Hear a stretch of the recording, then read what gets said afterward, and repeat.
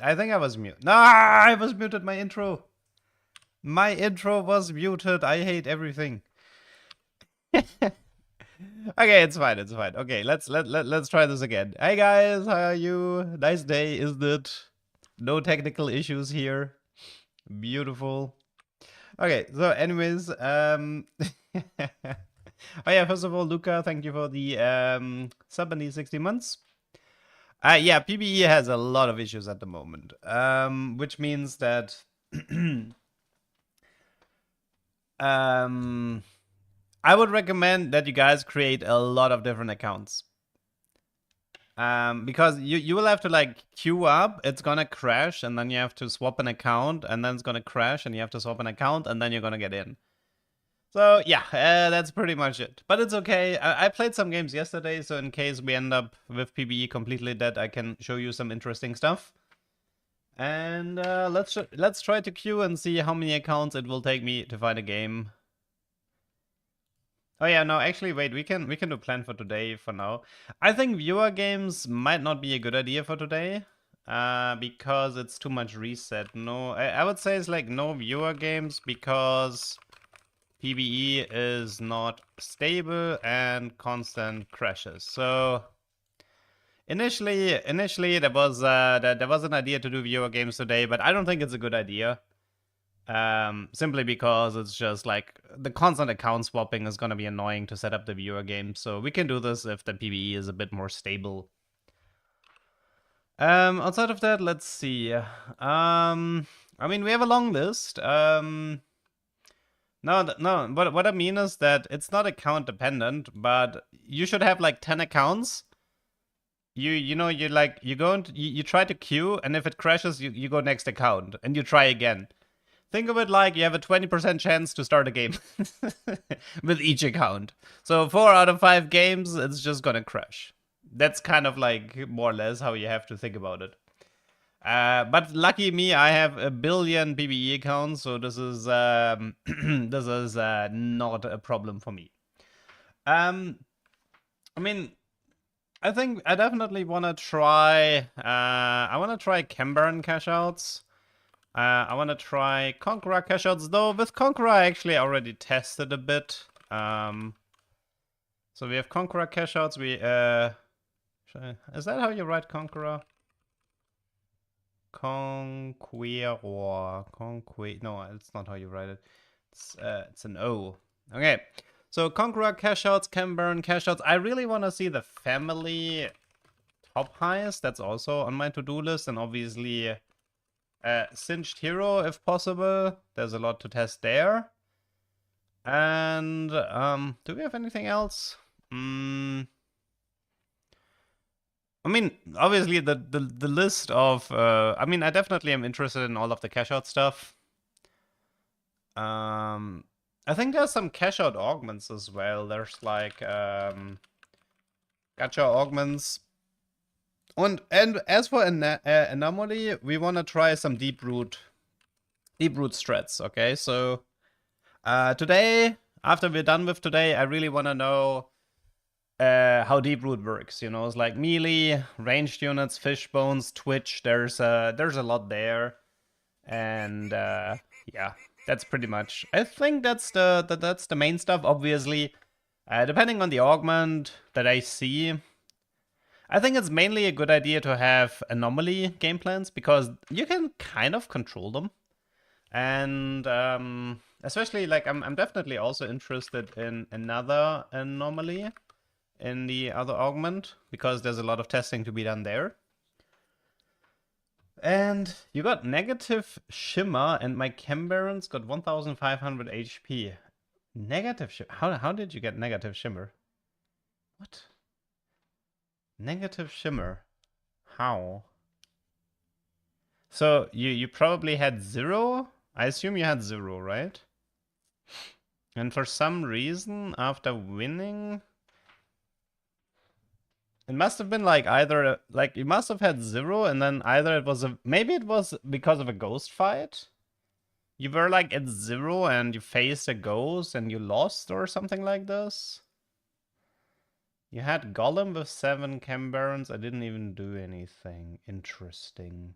I mean, the golem could be responsible too. Hello, Justin. Am I feeling better, Doug? Slightly. I'm not as healthy as I would like to be, but it is what it is. Why can't we get into the game? Because PBE is currently being completely overrun. Yeah, I heard Tokka Trials has a bunch of issues as well. Like, people are constantly crashing on Tokkers. Okay, let's queue up. Oh my god, there's actually a 3-minute queue. And then, yeah. Oh, no, actually there's no 3-minute queue. Let's see. Crash, yes, no? Is there a crash? Yes, no. We will know soon. And it's black screen for now. That looks like a crash to me. I'm pretty sure I would have had the... yeah, pretty sure there's a crash, so... Every streamer stopped playing, that kind of sucks. Okay, yeah, black screen is crash. I'm pretty sure we can try to swap accounts here. If it lets me. Maybe, yeah, maybe I should change the stream title. If I had a nickel for every time PBE crashed. Wait, let me change my stream title. If I had a nickel for every game crash. Okay, let's do if I had a nickel for every game crash. That's a better title. Okay, let's swap accounts and let's see. SanTFT was trying to get PBE for 3 hours and he was getting black screen. Oh my god, is it that bad? How are you feeling about the set so far? It's okay. I think I like the set mechanic, but like as long as they keep the anomaly the way it currently functions, which is that I think it cycles through all of them. So I think if you have like 60 gold, you can force whichever anomaly you want. Then I think it's fine, but if they're gonna like randomize it, I think I'm not gonna like the set mechanic as much. Nobody can play. Oh no. A nipple, no, a nickel. It's a coin. This is a PG stream, my friend. I'm gonna be rich at the end of the stream. Oh, that would be nice. You know how I could also be rich? If people would give me their Twitch Prime. I am very smart.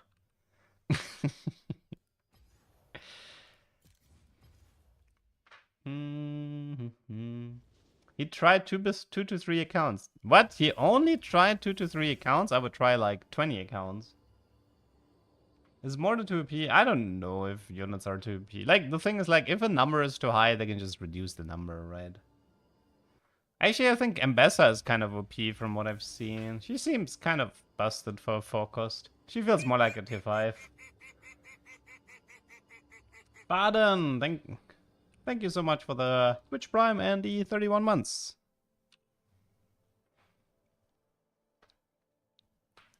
Mbessa is more fun than the set 12 5 costs, I guess. I think the legendary design in the set is actually really good. It's something I tend to criticize a lot, but I cannot criticize set 13 legendaries. They're very good, very nice designed. It's like they're creative, they're interesting, they feel legendary.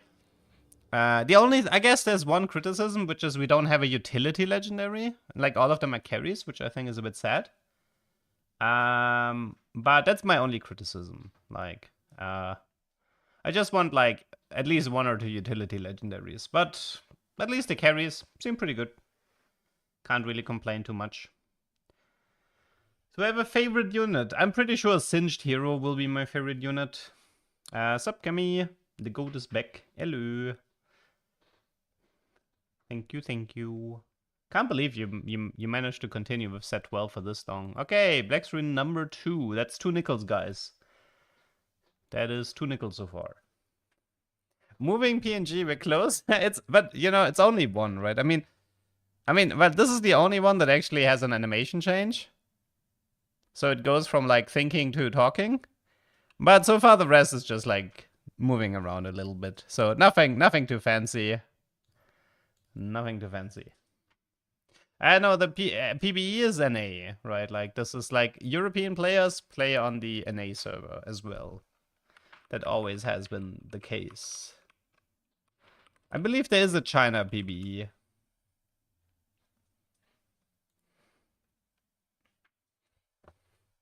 China PBE is working. That sucks for us. That sucks for us. I don't think we can access their PBE as far as I know. I don't think I've ever seen anybody play on China PBE, but maybe you can.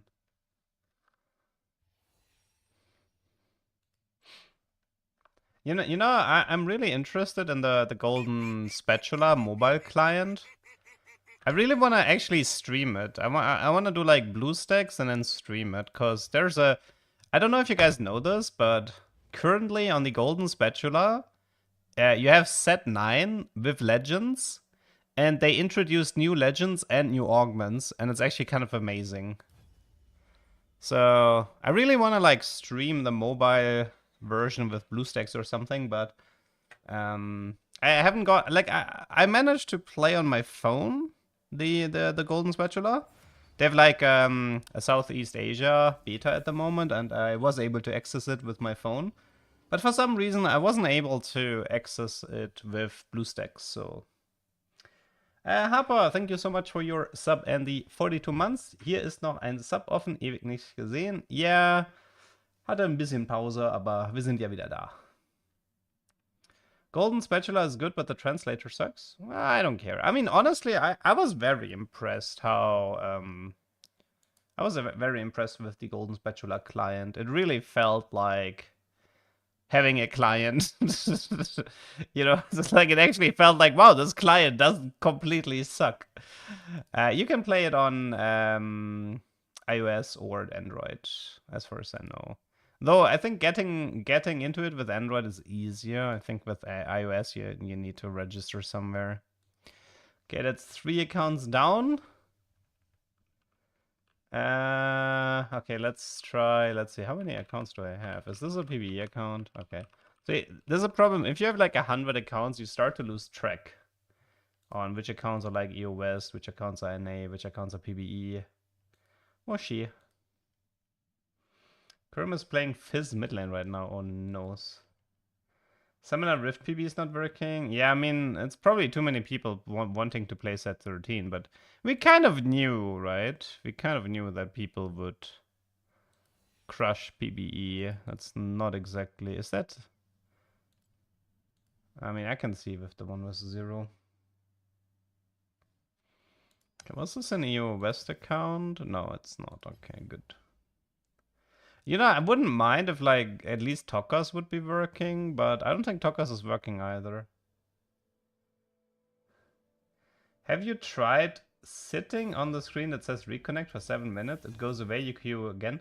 No, the reason why it goes away is because the game closes on itself. You're misunderstanding this.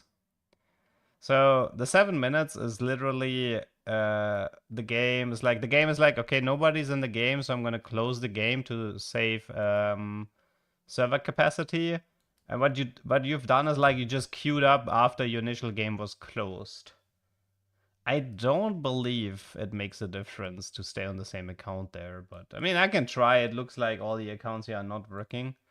This is account number 4. Yeah, it's not looking too hot. Okay, it's not looking too hot. All of these are crashing and burning.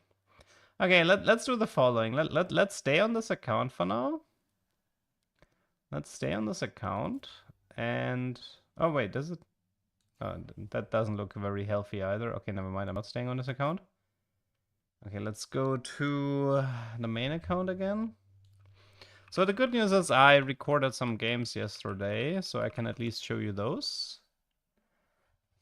I think they have to press more than the red button, to be honest. See, the problem is usually they only update PBE once per day, which would be in 7 hours from now. So the problem is we might actually have, like, if we're really unlucky, PBE is down for the next 7 hours. That would suck. But it is what it is. Okay, at least the game seems to... okay, my main account seems to like it can queue up again. Did you try the Bazaar? I watched some Crypt streams. It looked fairly interesting, but it's too close to set 13 release for me to bother.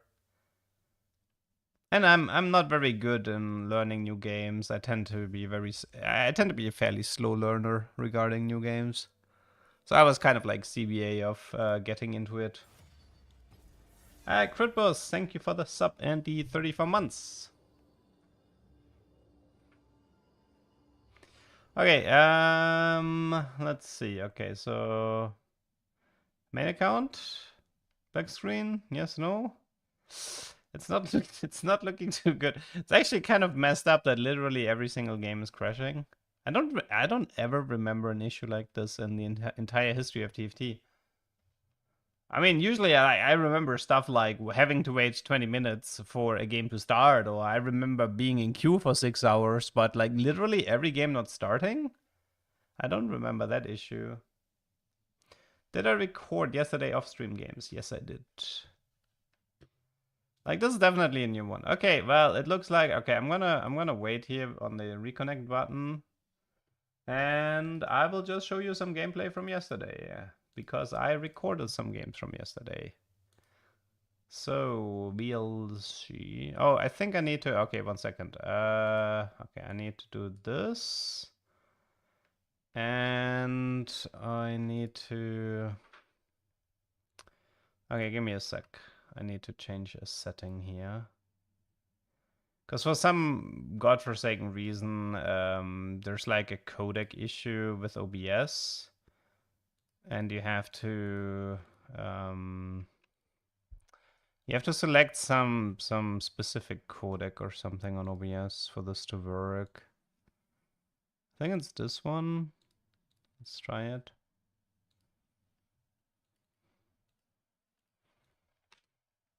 Am I gonna do a meta sheet? Yes, I will do a meta sheet. It's I mean I'm gonna the meta sheet I do for Mobile Fire. I will work on it this weekend, but I mean I haven't played enough to. I have not played enough to do a meta sheet at the moment. Okay, let's do it like. Okay, wait. Should I just minimize the leak client for now? And then I need to put this one lower than this one, so we see me. Okay, I think this should work, right? Okay, this is recorded. This is recorded, by the way. So, I'm just gonna show you recorded gameplay, so you have something more visually interesting. This was my first game of set 13. Literally my first game. I've never played set 13. This is the very first time. And it was kind of a banger, to be honest, so...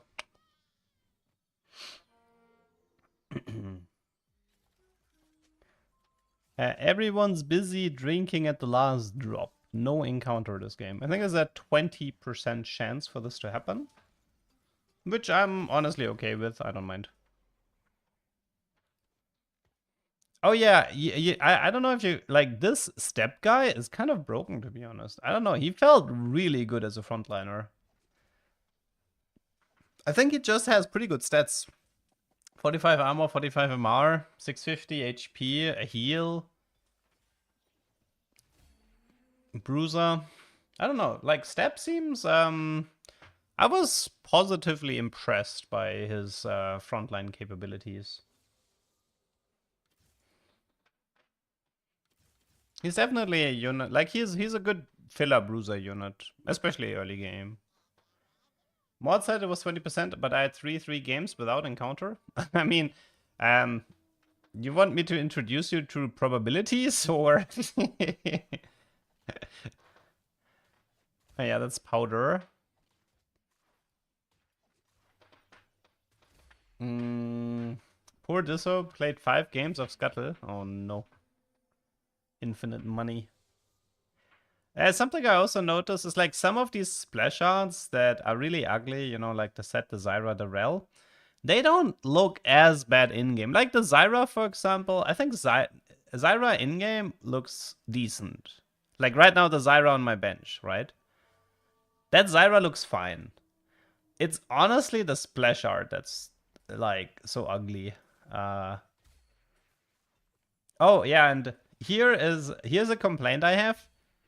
I think this crystal mechanic from like wait, let me just pause this really quick. This crystal mechanic I think sucks. I don't know why did they go with 20? I don't get it. Can't they do like 5? I really feel like 20 per unit is, first of all, it looks kind of like shit. And second of all, I think it creates visual cluster for no reason. Like, why didn't you just make like 5 crystals or something? Or 6 crystals, like, whatever. Okay, so portals were... whatever. Oh yeah, it's a Vladimir Hero Augment. Haven't tried it though. I take Wandering Trainer.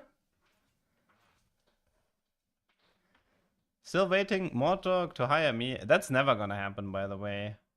See, the thing is, like, me working for Riot would have made sense during set 3 when I had, like, nothing going on. But, like, you think I'm gonna give up everything I've built up for myself to become a Q&A tester for Riot at this point? Nah, not worth it. Also, Riot isn't particularly interested in hiring Q&A testers internally. Or like dedicated Q&A tester. So I don't think this will ever happen. I don't, honestly, at this point, I don't care.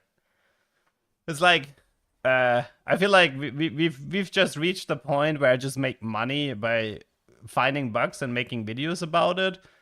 And then Riot can watch those videos and fix it. That's pretty much the silent agreement that we've come to. But yeah, you know, but this crystal thing, this actually bothers me. This literally makes me not want to play Automata. Because I don't want to watch this the entire game. It kind of like pisses me off. Am I the only one here? Am I crazy? Am I, like, please somebody in chat tells me that these crystals from Automata also bother you. I hope I'm not the only one here. Also, like, Amumu looks really bad. Can I just mention this? Look at the Amumu on the top left of the board, okay? That's a terrible in-game model. Terrible in-game model. It doesn't look like Amumu at all. So yeah, for me, Automata, I don't actually, like, the thing is, like, I'm not gonna care if Automata is viable or not. If I'm not vibing with the trade, I don't want to play it.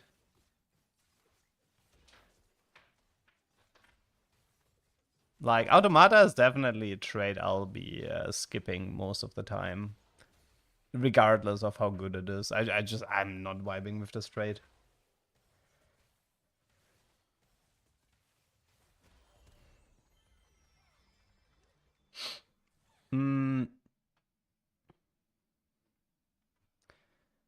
Rumble Heights and Shame.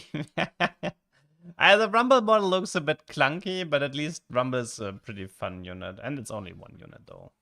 Nah, like, at this point, there won't be any visual changes. Dude, I don't, like, Riot, I think, can't even be bothered to fix up the splash arts that look horrendous. So, if you think there's going to be visual changes now, this close to release, no way. Literally no way. The crystals might trigger Triphobia in some. So, Hector, I think this is actually what's happening to me. Thank you for mentioning this. But I actually, so I have Triphobia. And I actually believe this is what's bugging me. So, I think this might be the case.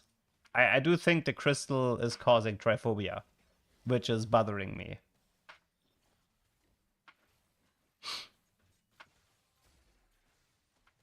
Okay, let me check on the client. Okay. Triphobia. It's like a fear of... I don't want to Google it, because it's like, why the fuck would I Google this when I have the phobia? It's a fear of holes or something. It's a fear of... it might be something like a fear of holes or something like that. It's the same with... there used to be a Zerg unit. There used to be a Zerg unit that really bothered me. Some swarm type Zerg unit. And I remember is that unit really made me not want to watch StarCraft anymore, because it bothered me as well.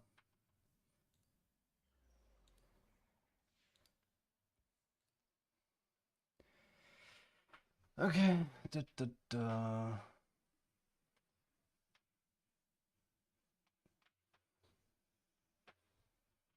Is PBE okay now? No, that's the recordings from yesterday. I'm just showing some of my off-stream games. Like, I record everything I do anyway, because there might always be some YouTube material. And,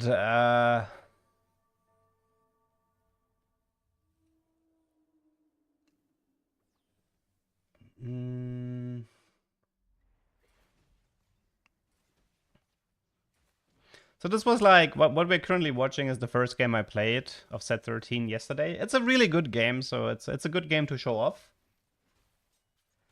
It doesn't matter if I add a text that is pre-recorded, because nobody will read it. Like, people will literally go on the stream, they will see gameplay, and they will type in Twitch chat, is this, how are you playing? You think it helps, but it wouldn't. So what I need is you guys to tell them. I act like it's live, yes. I mean, sure.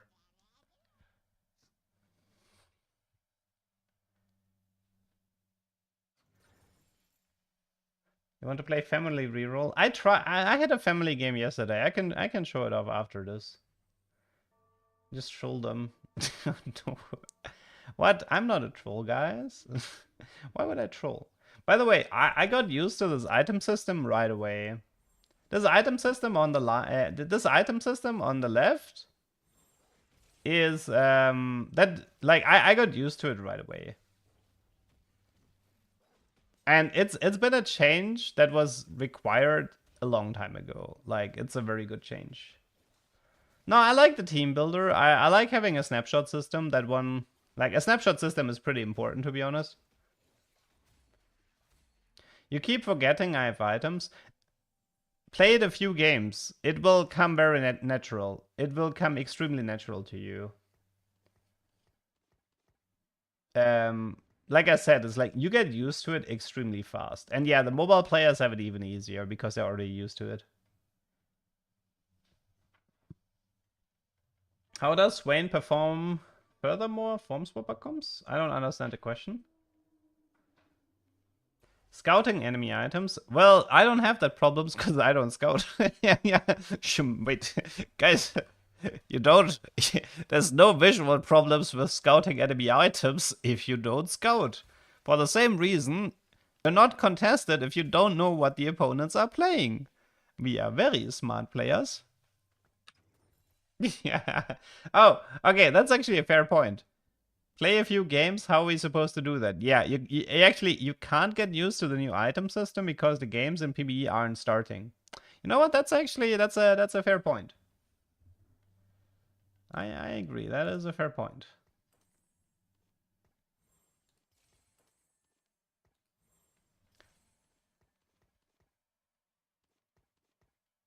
Do proctologists scare you? Sure, but not because they have worms digging through holes. It's more of a it's more of a I'm scared because you chose that as your profession type fear.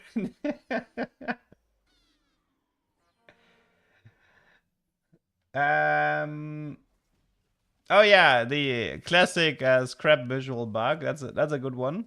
So in case you're wondering what's happening there, this is the shield from scrap is causing these issues. Oh yeah, and yeah, Muddy, the Betty, Muddy, I think she's called.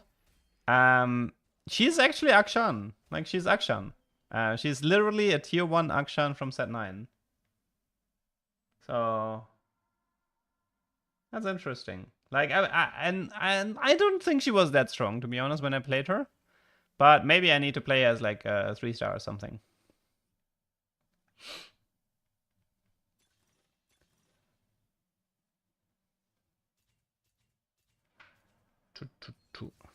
Yeah, I just went with the gold here. Does she target one or multiple? No, it's literally just the way Akshan works. So the ult, she goes for furthest unit and it stops on first person hit. It's literally just an Akshan reprint.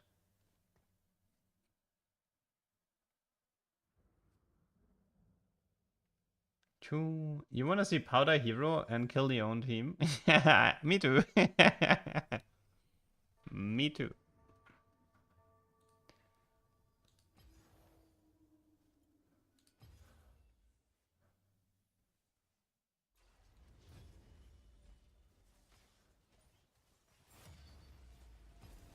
I'm afraid I can't speak that language, Miss Roshika. Have I played Zeri? I've only played against Zeri so far.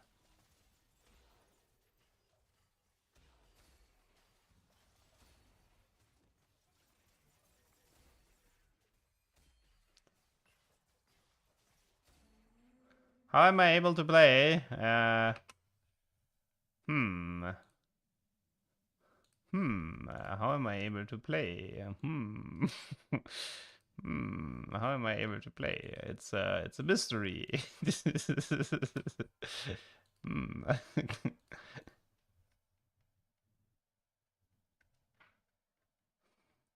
Guys. Okay, listen. I have a feeling. This is just a suspicion, but I have a feeling this is going to be a 10 Enforcer game. I don't know, I have a pretty good feeling about this.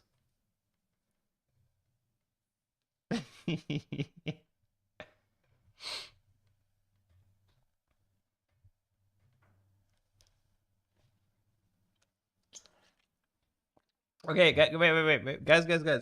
If this is a 10 Enforcer game, you guys give me 5 gift subs, okay? If this is 10 Enforcer, I want some gift subs. Please. No deal? What? No deal? Why not? You know, ducks. Have you any idea how expensive duck peas have gotten? I don't wanna live off white bread. That shit is bad for you.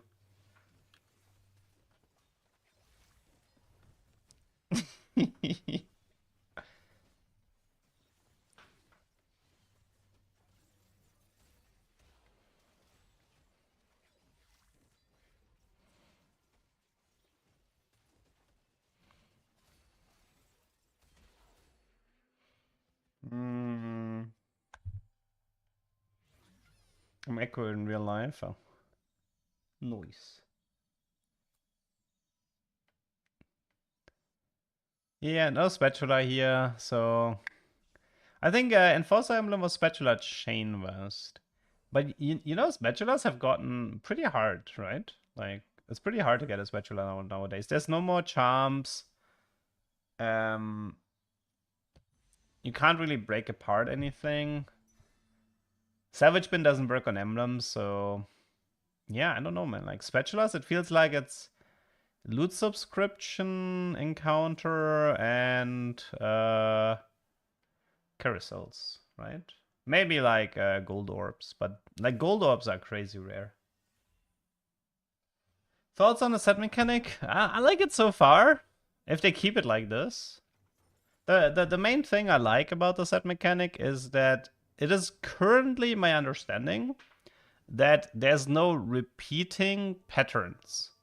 So there's like 60 anomalies, right? So the way I understand it at the moment is that if you skip one, it's not gonna show up again until you cycle through all of them. That is currently my understanding how it works.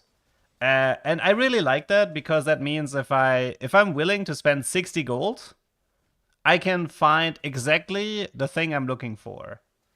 Now, if they keep this, I like the mechanic. If they change this, then the mechanic is gonna piss me off.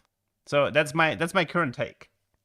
Are they in the same order? No, they're not. But it doesn't matter, right? Because like for me, what's important is like this. I have a very specific setup, and I'm like, hey, I really need this thing, this anomaly for my setup to work. I'm willing to spend 60 gold for it. And like, I will get it, right? Like if I have 60 gold, I'm willing to spend 60 gold, I will get what I'm looking for. This is really important to me because it allows me a certain degree of control. And if they had a system where like if you skip an anomaly and it can show up again after like 10 rolls or whatever, I wouldn't like that because then it becomes really annoying.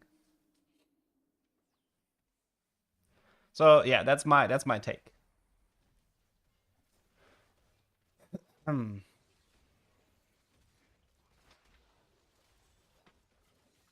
And also like if I can see Riot adding more anomalies in the future, similar to how they added more charms, which might make it worse because then you're gonna have to spend more gold to find what you're looking for. Predictions on when PBE will get fixed. Well, the latest will be in like 7-8 hours. The earliest, I don't know.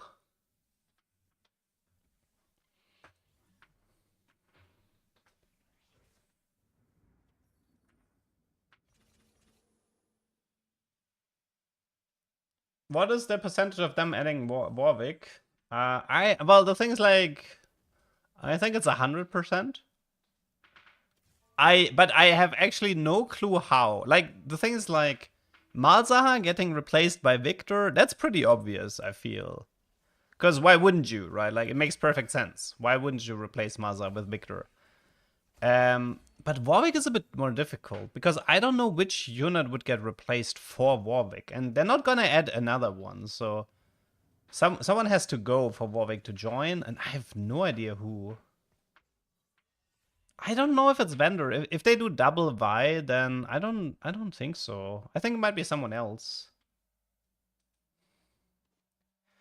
Mundo, I kind of like Mundo though, and Mundo has a very Mundo-ish ability, you know?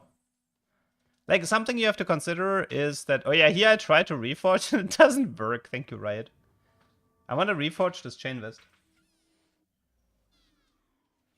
The thing is like, Malzahar's ability could be Victor's ability, and like you could literally one for one give the ability to Victor.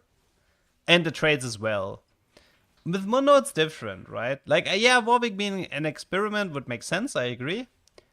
But the Mundo ability is completely tied to Mundo, I feel like. So that wouldn't make a lot of sense. And also, I think Mundo is really cool. Like, I don't want to lose Mundo. I like Mundo. I used to play Mundo a little bit when I was off-roll. An Experiment Bruiser, yeah. Experiment Watcher could also make sense. We'll see.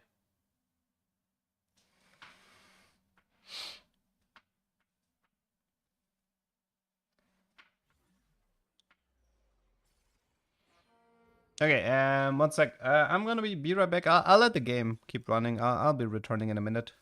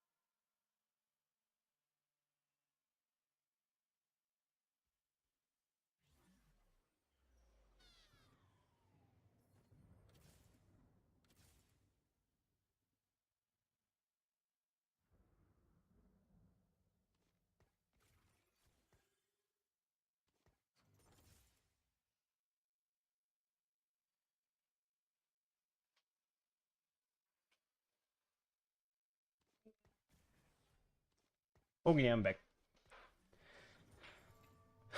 What do you think about the chained Scion being replaced? Wait, you think Scion is gonna become Warwick in Black Rose trade? Maybe. I don't hate the idea. I think maybe. Which comp do you think is the strongest, dude? I've played like I played like 3 games of set 13 or 4. I have no clue. ask me in a week. I don't know, man. But yeah, I feel like Warwick being an experiment would make more sense than Scion, but I don't know. We'll see.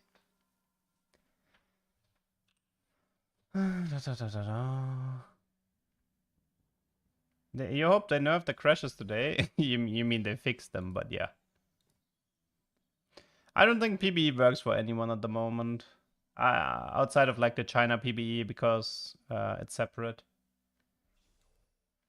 So that's kind of rip. Second game, 5 Cam Baronet, 2-2, 700 cash out into 3-star Civica. Wait, you get a 3-star legendary at 700?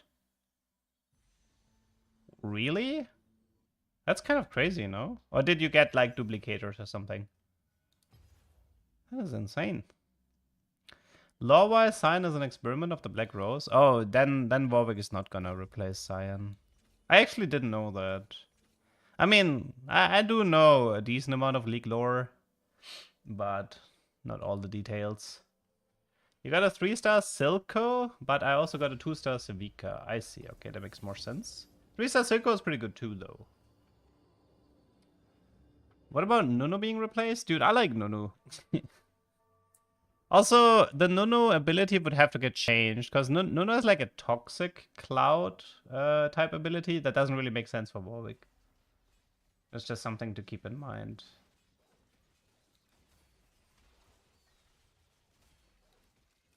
Okay.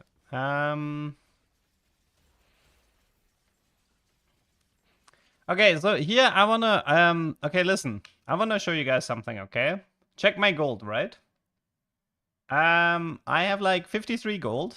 I have 8 Enforcer. And I have the Enforcer Crown and the Enforcer Wandering Trainer, right?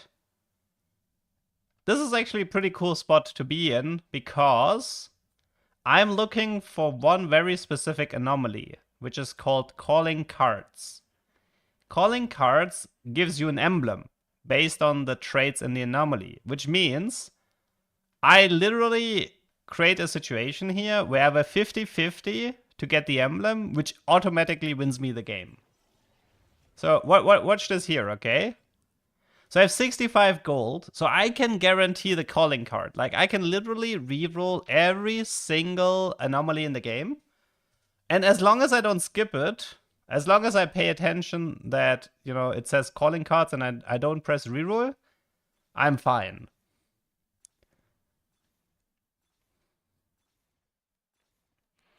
Dragon Soul, Force, Slime, Titanic, Miniaturize, Mage Armor, Deep Roots. I was thinking about Deep Roots there for a second. that's why I stopped. Call the Weak, Fireball. And here it is. Here's Calling Card. Okay, so... And I put Caitlyn in, okay? So why did I put Caitlyn in? Because the thing is like... It gives you a trait... a non-unique trait of the unit. So with Twisted Fate, it's Quick Striker Enforcer. Muddy and Caitlyn have the same traits. The Sep guy has Bruiser, right? The other guy has Loris has Watcher. Ambassa, that wouldn't work because she's like quadruple trait here. Camille would be Ambusher.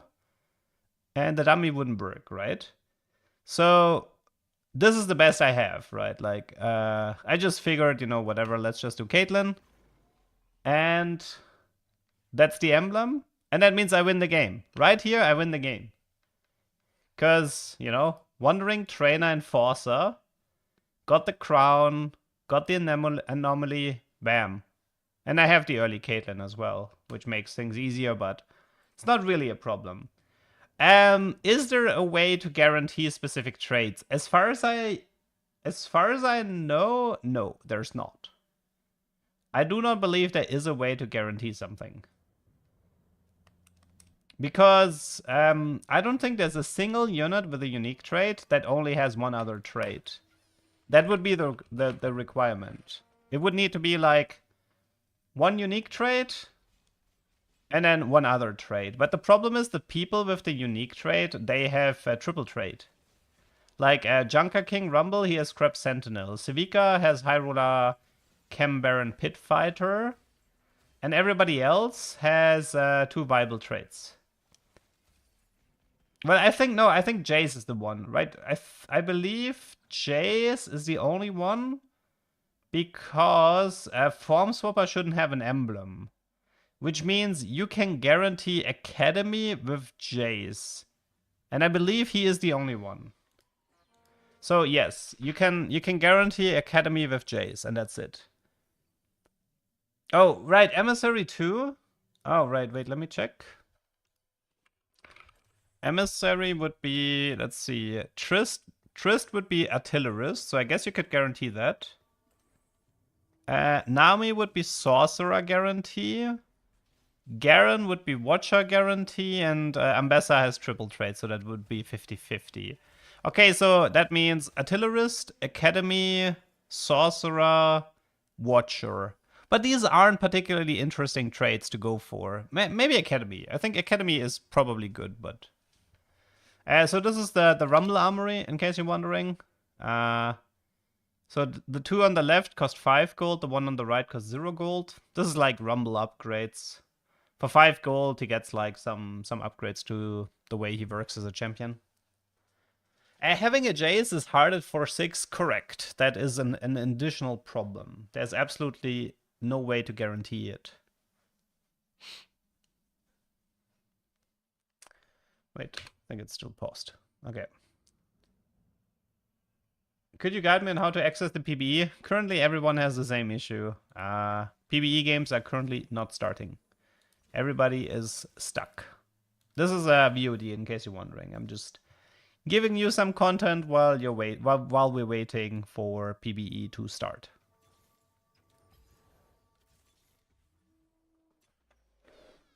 You hate the new item bar? You'll get used to it very fast. I don't hate it. I think the old item bar was worse.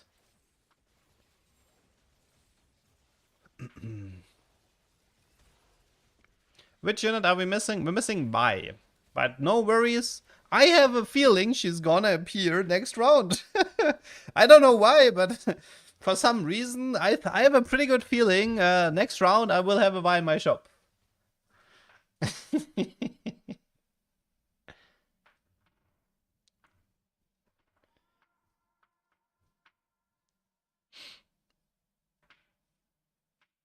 I don't know why people don't like the new team planner. The old one was awful. The only thing team planner is missing is a search function.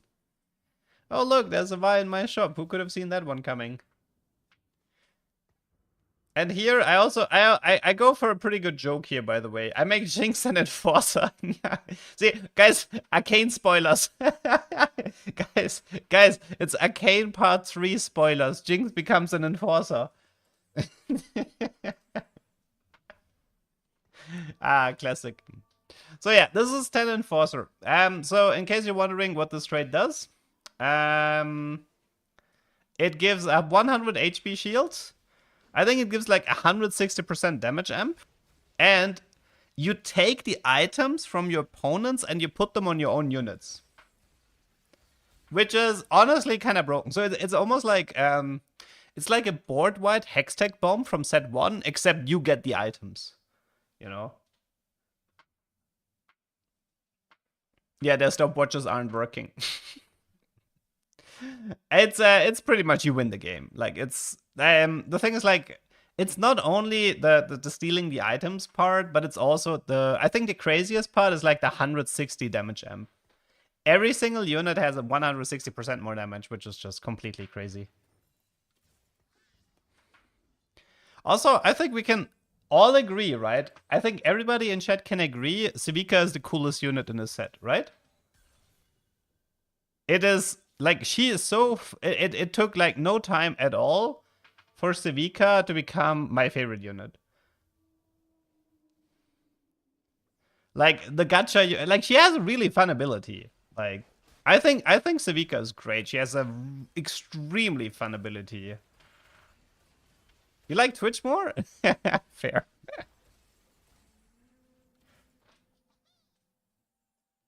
I mean, Civica, honestly, that's whoever designed Civica, I think, did an amazing job. I mean, I don't hate Caitlyn and Rumble. I think most of the legendary in the set are really cool, but I feel like Civica is like one step above the other legend. Like, by the way, did you guys just see what my opponent did? I don't know. Let me just what's it called? Chrono. Wait, what do you call it in League when they chrono a game because of a bug? Does anybody remember what it was called? Any League watchers? Chrono break. Was it chrono shift? Chrono break? Okay, so let's just chrono break this. Okay. Watch what my opponent is doing. Do you see it? He has Hall of Mirrors, and he just made his entire frontline into Civica. Yo, this is so good, man. It's so good. Unfortunately, no items for him. I think my VLC player has crashed a bit. But yeah. The thing is, like, most of Civica's abilities are really cool. She can, like, punch people out of the map. She deals, like, infinite damage with the flamethrower and true damage. Like, Civica's true damage tends to be really high. That just makes her... And she can also grant you a huge amount of gold. I will show you a game later where I got, like, 100 gold from Civica or something.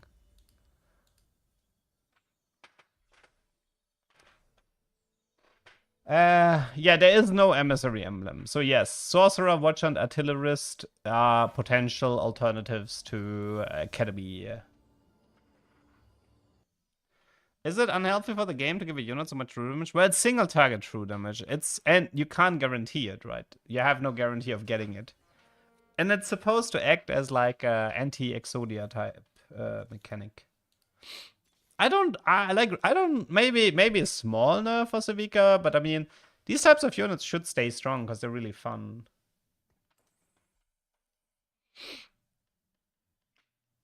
Caitlyn should not take attack speed items. Caitlyn should be full damage. Caitlyn should be like Deathblade, Infinity Edge, Whisper, Giant Slayer, Guardbreaker. I think mana items on Caitlyn are usually a big mistake. By the way, you know what's actually good on Caitlyn would be like double Infinity Force. Because with double Infinity Force, she would insta-cast.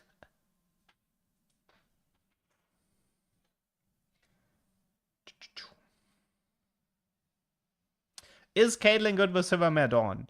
Caitlyn is so good with Silvermare Dawn that Riot had to nerf the item.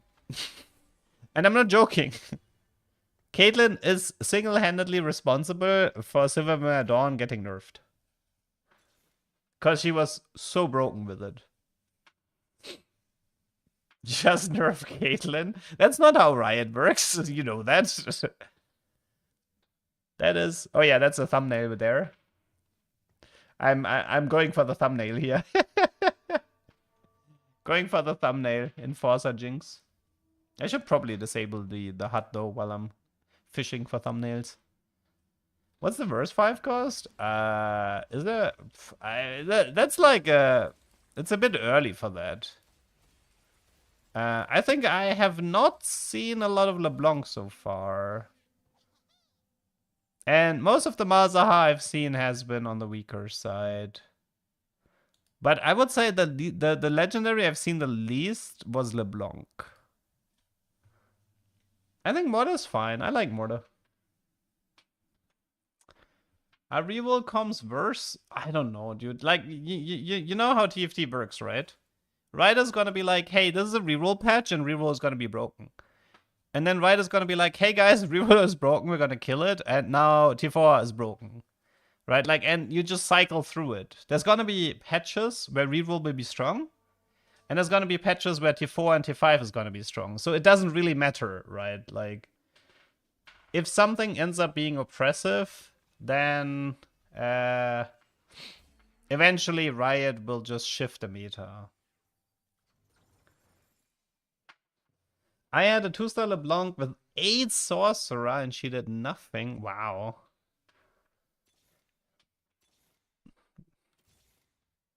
It's literally what happens every set. Yeah, which is why we should expect it at this point. LeBlanc has a high win rate on meta TFT. Dude, are you really... Okay, listen. People have been playing on PBE for half a day and then PBE went down. If you try to make a data analysis on the first 12 hours of a PBE cycle, when people are literally reading the abilities of the champions, I think you might be a bit misguided. Like, yes, data analysis can be great, you know? But PBE data is unreliable, and data within the first 24 hours is unreliable. So I heavily recommend to you, do not make assumptions this early.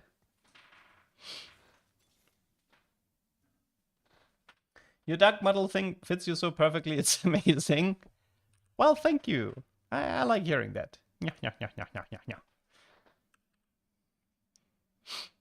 You know, I realized I don't really use this one very much. Well, I mean, I guess it's a shocked expression. Why can't I sell that unit? I believe it's because I think somebody had the augment where you can't change your board anymore. And I think he died. And I think I bought the unit he had and that thing was not cleansed. So yeah, that's pretty much it. What's my opinion on the Black Rose trade? I don't have an opinion on it yet because I wasn't even able to... I played against it once and that's it.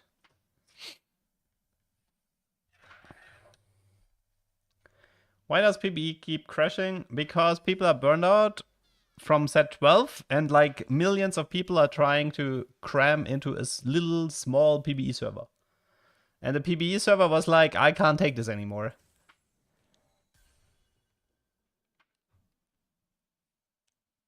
I played with my first game with Morgana, 4-star, Blight and Jewel. Ooh, that sounds great.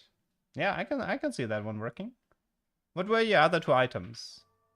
I'm curious about those. The EU Bazaar Enjoyer? I mean, yeah, I guess. Wait, isn't there a game coming out? No, never mind. I think it was Super Wife or something. Like, there was one game that does kind of a release on the 20th of November, and I was like, wow, you're in direct competition here. Okay, so that was 10 Enforcer. As you... no, I control the expressions. I'm very, like, I do this myself. It's a little bit too sophisticated. You can, like, the VTubers, they can do stuff where certain facial expressions or pitch of voice can change the expressions themselves, but yeah, this is just done manually. Anyways. So this was 10 Enforcer. I think that the main lesson you should take from this game is this, okay? If you open with Wandering Trainer, and the Wandering Trainer has something that's potentially a chase trait, aim for the calling card anomaly and go for the chase, right? That's my that's my recommendation. And yeah, there's something, I think it was in 5.3. In 5.3, I confiscated a Baron, and you can see it here, right? Only Chem Baron can use illegal items, and the Chem Baron items, you could see them on the left. There's like 2 Chem Baron items on the left. Wait, do they actually disappear? Yeah, they disappear, so... I don't believe I can... Like, so I think the game would actually allow me to equip them on a Chem Baron unit. But since I don't have a Chem Baron unit, that won't work. But, I mean, with 10 Enforcer, you don't need to do these shenanigans. So, yeah. I should have tried to put it on Civica. Okay, truth to be told... Okay, listen. This was literally my first game, okay? This was my first game of set 13 I ever played. I did not pay attention that I got the chem items and I could have put them on Civica, okay? have some mercy. First game I ever played. I didn't pay attention to every single thing. So yeah, that's just keep that in mind.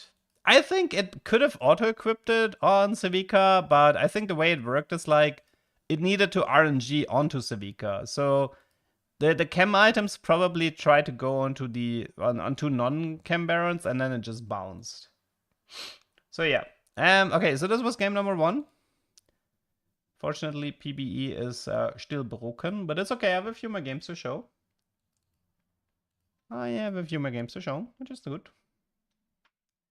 Does the trade need to be active? No, I don't think so. I think the requirement is to be a chem baron, not to have the trade active. I don't know. I don't think so. I don't think the trade needs to be active. The chem items disappear, but those weren't even my chem items.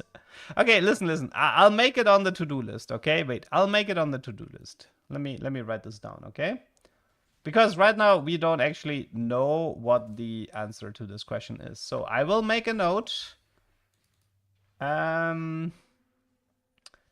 If 10 Enforcer steals Chem Baron items, can you equip them on Chem Baron units? And does trade need to be active? Okay, I've written it down. The next time I have 10 Enforcer, we can pay attention to this.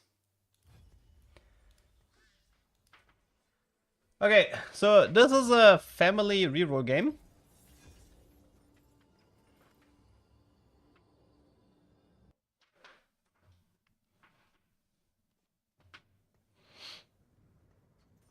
It wasn't the greatest game here, but it's honestly still a pretty fun game. Yeah, but it looks like PBE is completely down. I have not gotten into a single game so far. Probably need to wait for Riot to wake up and fix it. Which might take a while, because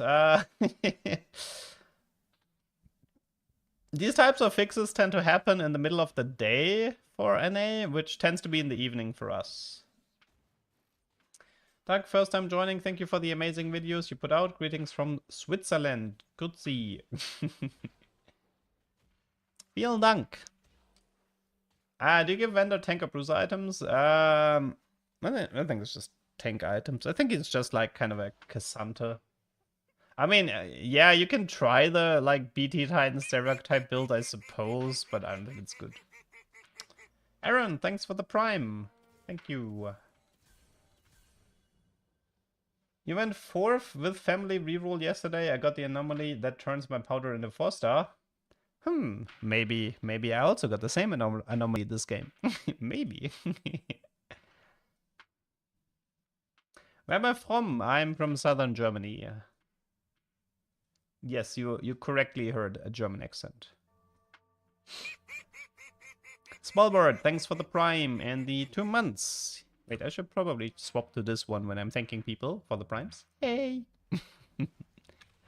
But yeah, I mean, this is gonna be a powder reroll game. So since it's like tier 1 reroll, it's pretty much like nothing is happening in the early game. Can the team planner improve with sorting the trades? Yeah, so the thing is like, okay, listen. There's a saying which is you shouldn't, what's it called? You shouldn't look a gifted donkey in the mouth or something like this. Meaning, we had a pretty shit team builder, okay? This current iteration of the team builder is a lot better. So for the time being, let's be happy about having a better team builder. Instead of being like, oh yeah, but it could be even better, right? Oh, was it a horse? Okay. Don't look a gift horse in the mouth, yeah.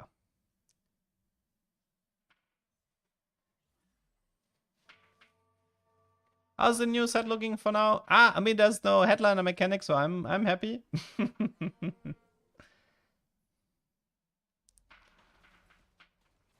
In Spanish, it's don't look a gift horse's teeth, yeah.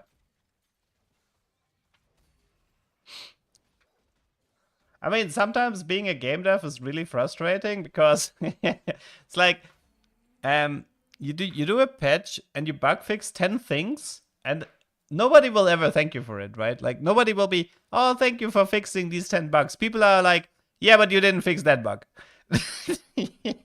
What about this one? What about these other 5 bugs? You know, why didn't you fix those? So man, like, yeah, I feel like in a certain way, sometimes being a game dev must be really frustrating when communicating with your audience. Hey, Keksa! Wait, Keksa, thank you so much for the sub and the 37 months. Welcome back. Thank you, thank you.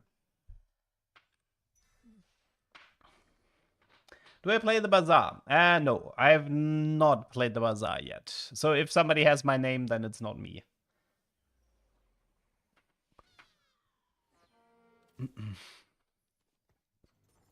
Why was there a square? That's a visual animation bug caused by Scrap. So Scrap grants you a shield based on the amount of components you have.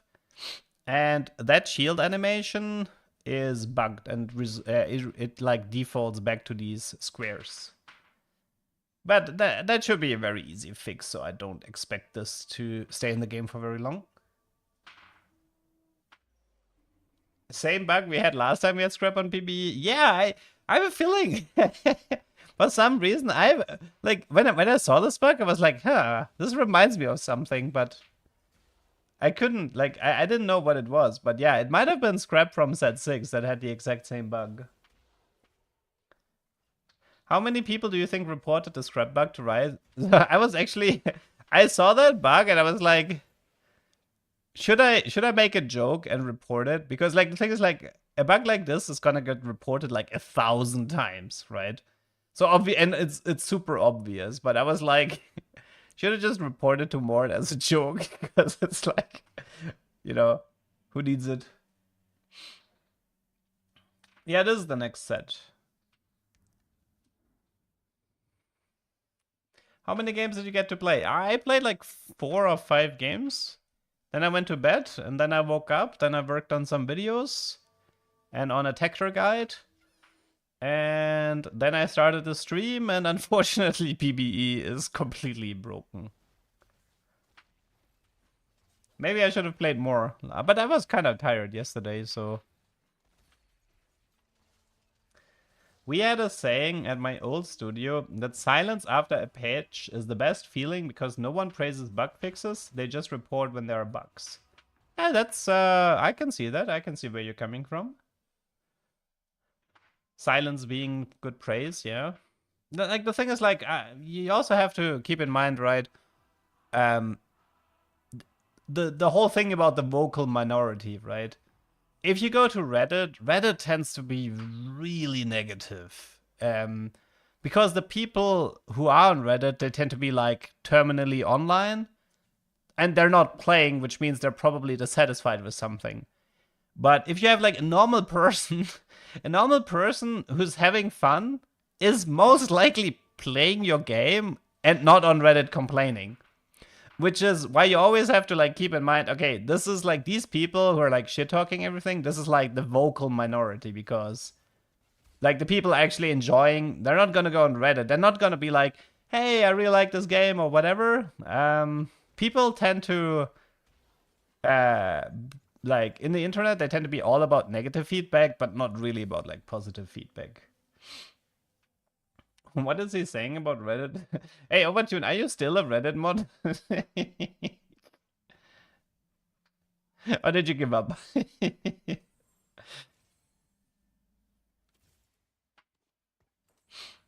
That competitive subreddit, man, that is, the competitive I feel like the normal TFT subreddit is honestly a bit nicer than the competitive TFT. But yeah.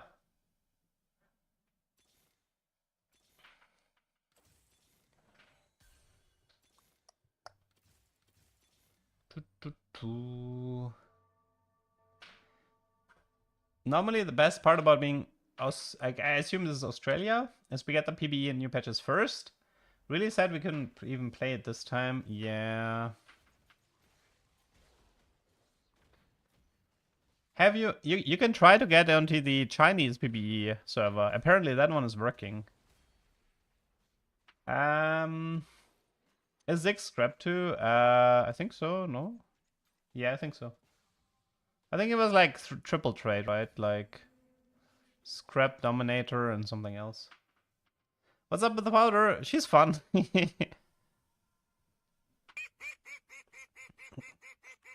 Alpha, thank you for your Prime. Oh, I love if I get a Twitch Prime because it takes away money from Amazon and it puts it into my pocket. Beautiful. So, here I decided to be funny. And I went for the dark LED links because I had a pretty good idea regarding my powder 3-star.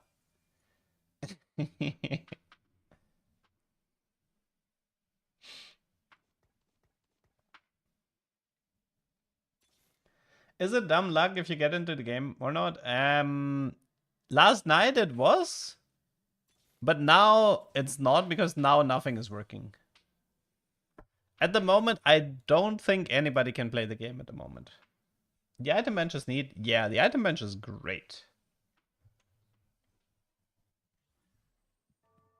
I still remember when 3 trade units were so rare. Now every champion is a 3 trade unit. The game has grown so much. Yeah, I feel like there's almost too many, but it's fine. It's not a huge issue. I love when nothing works. The problem is you can't really make a good video about PBE not working, you know. So there's like bugs that are fun and there's bugs that are just annoying. And this is more like a bug that's just like, ugh, that's just annoying. Is Kog'Maw reroll a thing? Yeah, I think so because I think you can do Blitzcrank Kog'Maw, right? Both of them are automata and both of them are tier 3, so there will probably be some sort of a Kog'Maw reroll comp.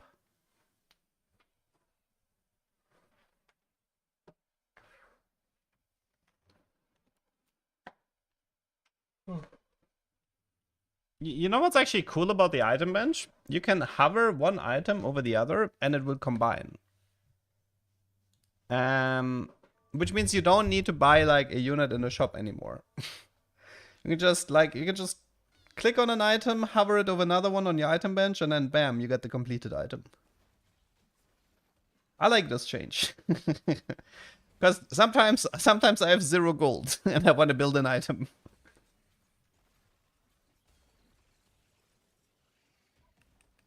You accidentally combined them.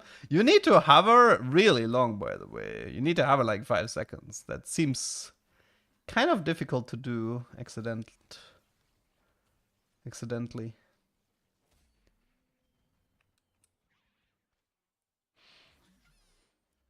You can still combine them on gems, yeah.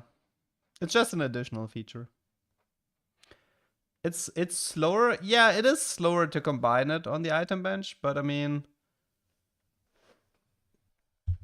it's still fine that they have the option.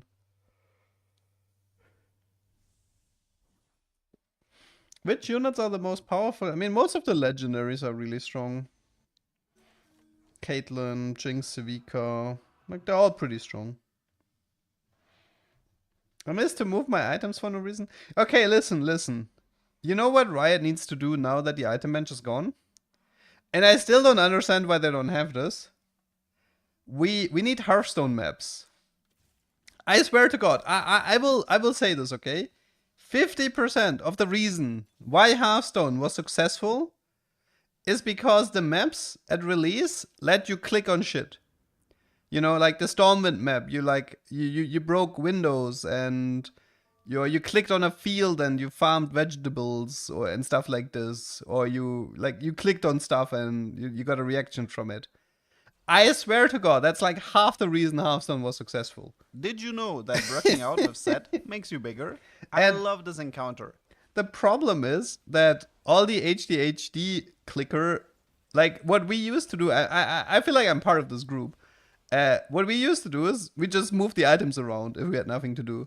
And I feel like now we need to like move units on the bench. I feel like that's the next best thing we can do.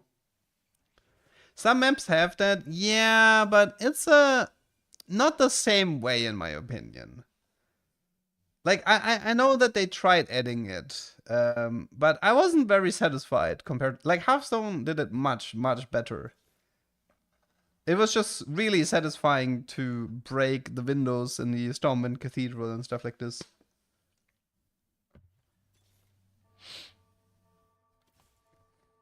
Like, I literally, right now, I haven't played Hearthstone in like 5 years, and I still know the exact sound of breaking the wood, breaking the windows. I still have it perfectly in my head how the sounds went when I did this stuff.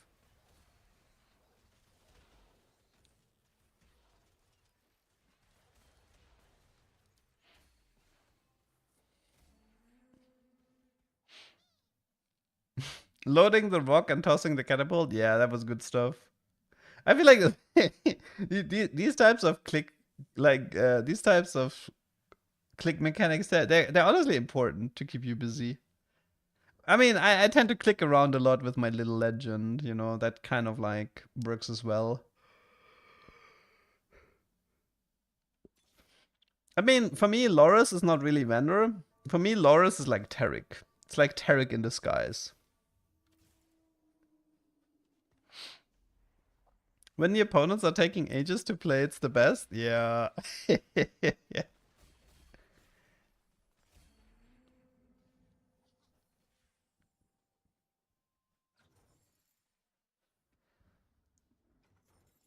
Yeah, the bakery had some stuff with the pies. I remember those. And I think it had like a chest in the bottom right you could click and get like spatulas out of it.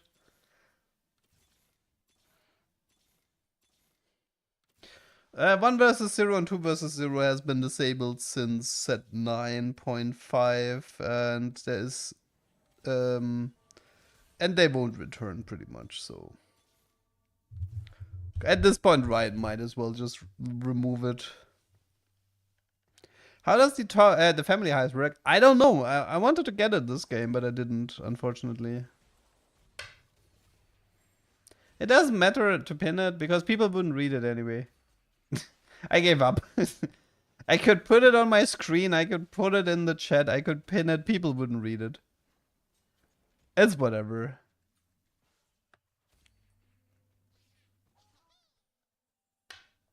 Yeah, the bench system is the same as the phone system. But I feel like that's a positive. What are those sprites? What? You don't like them? I think they're cute. Okay, but okay, wait. I want to pause this. Okay, wait. I want to pause this. Can we talk about this? Have you guys read that augment in the middle?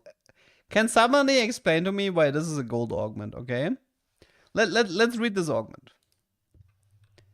Jinx and Civica gain 15% attack damage and 150 health. Whenever one casts, the other grants 20 mana. Civica's arm is luckier. Gain 2 legendaries. Jinx is a legendary and Civica is a legendary. You gain 2 legendaries from a gold augment. Like, yeah, you can argue DQ is a gold augment as well, but like, come on. It's so good. I don't know, man. Like, it's so good. Like, for a gold augment and for 2, it's like a must take. And yeah. Okay, wait. Okay, guys. Let's compare the middle augment with the right augment in 4-2, okay? So, the right augment gives me 1 gold per round. And the middle augment gives me 2 legendaries that buff each other. Plus, I get more stuff from Civica. So, yeah. Yep, that's a fair augment selection in stage 4-2. And to be fair, the welcome to the playground, it's gonna get removed in 4-2. I already saw somebody complain about it. And it makes sense if you think about it, because like why would you do this, right?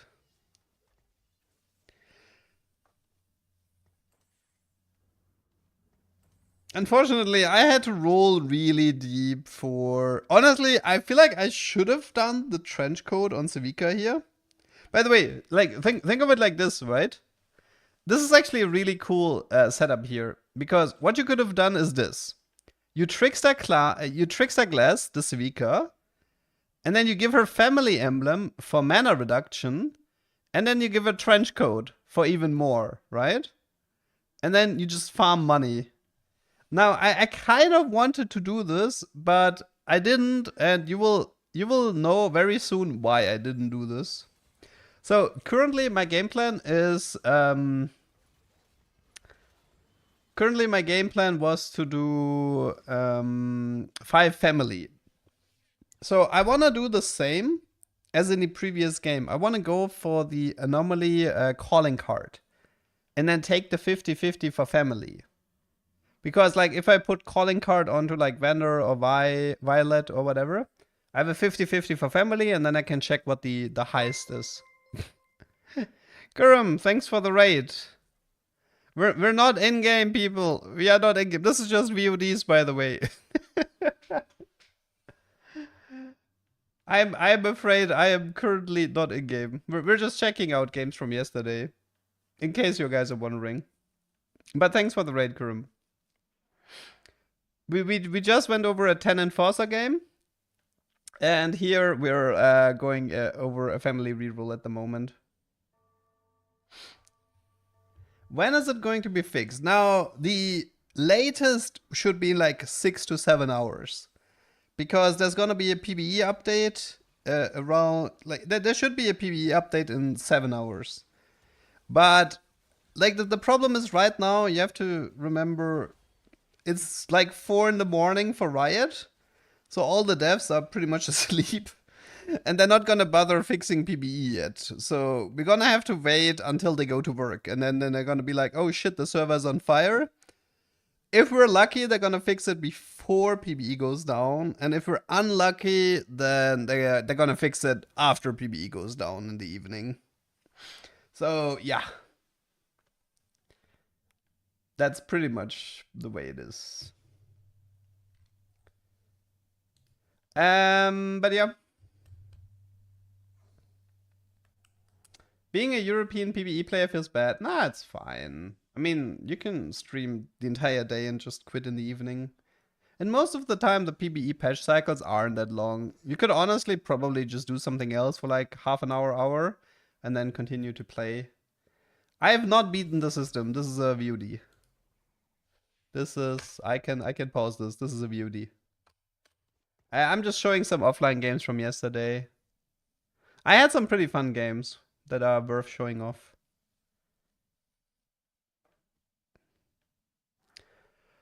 Okay, so currently here my game plan was like, I'm trying to save up money. I want to go for the calling card anomaly. I want to get 5 family, and I want to see what the highest thingy is from 5 family. That's... By the way, wait. I just realized something. You know the 5 family thing? It gives you points based on family member surviving, right? Do you think this works with Trenchcoat? Wait, do you get more points with 5 family with Trenchcoat copies? I'm kind of curious about that. Because Trenchcoat might allow you to get that top highest faster.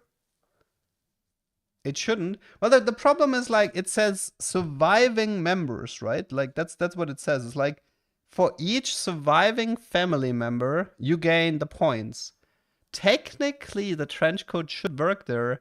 Because, like, it's not gonna count at the start of the next round. It should count at the end of your round. So there might be a mechanic there. It's once per champion? I don't know. It could. I mean... The problem is I need 5 family to figure this out, but I'll make a note of it, right? Like, additional copies, etc. I don't know, Trenchcoat can proc a lot of things, which is... the question is it 1 per family member? But I don't know, I don't think so. Okay, so here I'm looking for the calling card. I have 50 gold, and there's like 60 anomalies, so Surely I will find it, right? Surely. They don't use the word unique. Yeah, that's what I was thinking. TFT ist schwer, TFT ist schwer. Surely, TFT ist schwer, guys. so wahnsinnig schwer. Surely I will find calling card. Surely. 70 gold left. Surely. Und jetzt sind wir im Peak angekommen, jetzt gibt es nur noch First Places. Nichts anderes. All my money is gone. All my money is gone. But, guys, I have one roll left, okay? I have one roll left. What do you think it's going to be? Okay. What roll? Hey, 4-star powder! So, that was kind of lucky. Okay, 4-star powder, yay! And then I'm like, wait. I just realized something here. I'm like, hey, I have a really fun idea. Plot armor. Yeah, see, the thing is like, I have a trickster glass, and I have a trench coat, and I have a 4-star powder. So right now my brain is like, ooh, I have a great idea.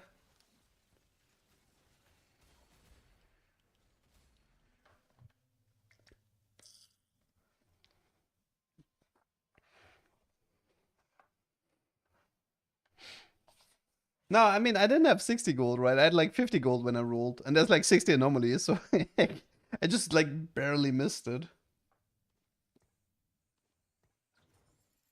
Yeah, you get a remover every round now. They kind of made a change because the thing is like removers stack now. So if you have like two, you can have like 2, 3, 4 removers on the left side of your item bench, and they will stack. Minus 50 gold, yeah, it's fine though. I mean, the thing is like I'm usually playing to like figure out a mechanic or something. The thing is like, why would I be playing to bully some people on the PBE, right? The set mechanic is lose 50 gold? No, the set mechanic is that I will have a 4-star powder, and she's gonna be amazing. What are the chances? I mean, it was a low chance, but I've done worse.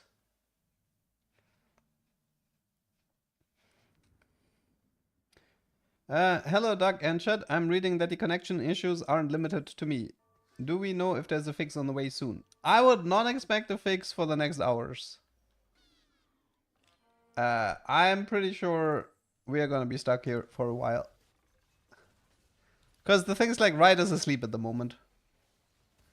And unless there's a guy who couldn't sleep, unless there's like a Riot dev who's like, oh my god, set 13 release is so exciting, I can't sleep, and he goes to the office, and then he takes the fire extinguisher, and he like manages to put out the fire of the PBE server.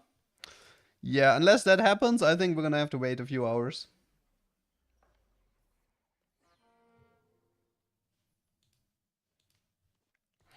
Okay, so here I'm like, okay, let's be funny.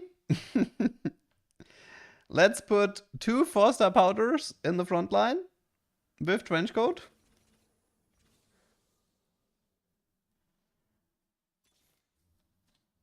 And let's see how much damage they can do. I think Trickster class gives crit, right? So that's good anyways. And Ambusher gives spell crit. So Ambusher gives spell crit, so that powder should be doing a decent amount of damage, at least. Yay! Let's go, monkey!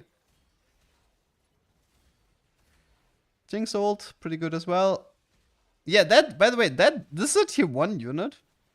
He is crazy strong. That Sepp guy, man, he is so tanky.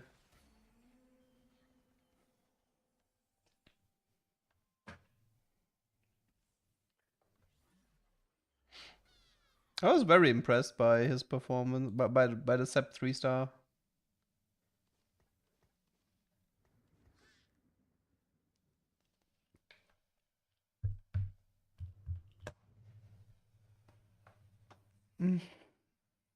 Yeah, it kind of sucks that we can't play at the moment.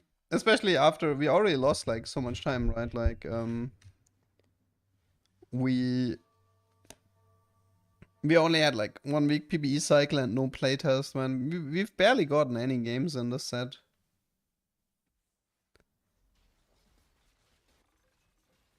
Wait, what is it called? Step? Okay.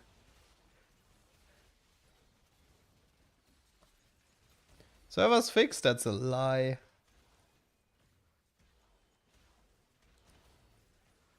Don't fall for it, people.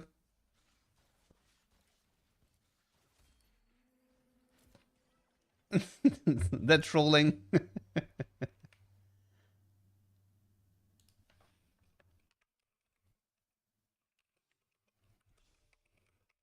I know this because I keep trying to reconnect while we're watching the VODs.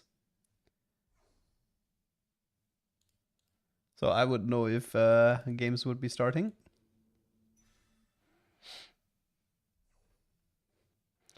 The visual bug is from the scrap shield, but it should hopefully be fixed today.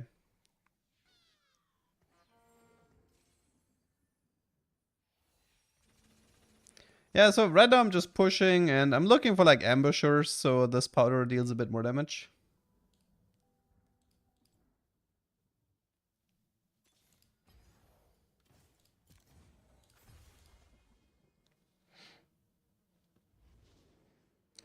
I only played 3 games, but I feel like there's a lot of backline damage this set. It's fine, I would say.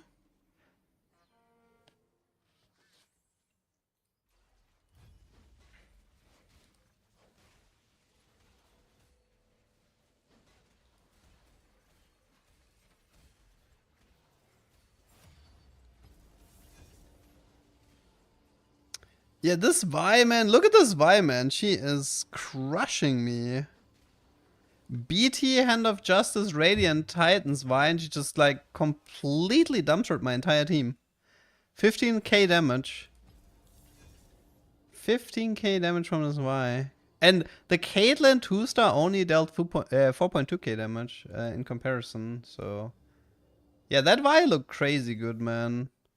So BT Titans Hand of Justice via 2-star seems like a pretty good item build.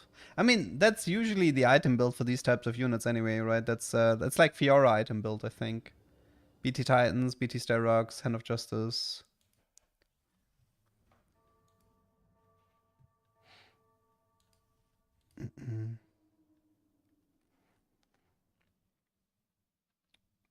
Tanks carrying? I think Mundo can carry. I think Mundo definitely has the capabilities of carrying.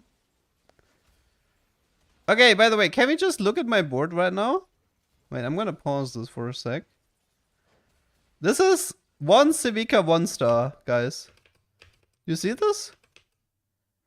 I have 1 gold at the moment, okay? I have 1 gold.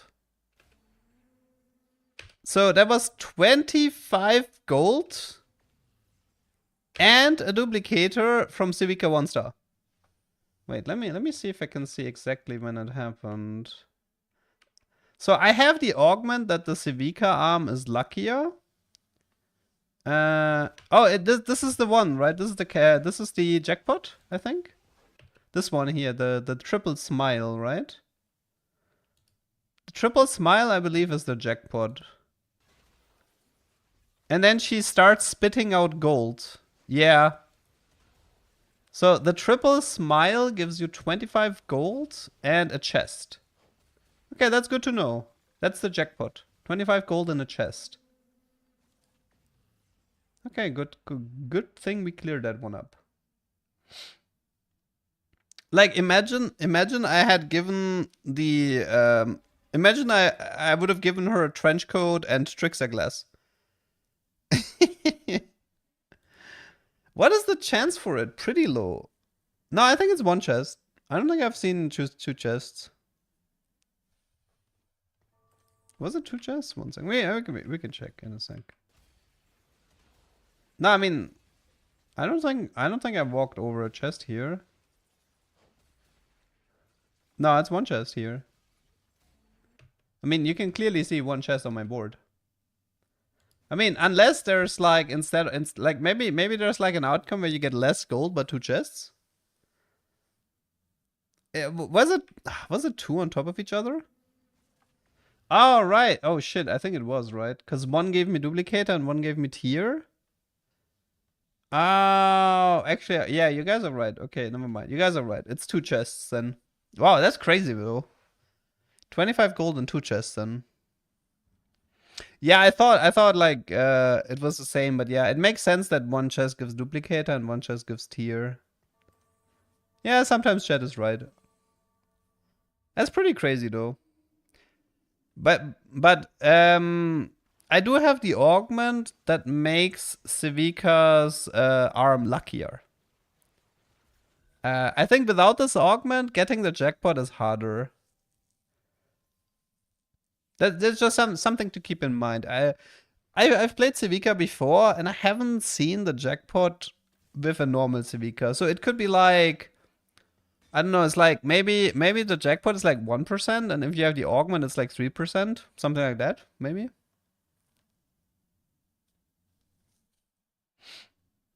I don't know the exact numbers. How do you maintain your sanity answering the same questions over and over again? If it's a really annoying question, like, am I playing on PBE, I just let chat answer it.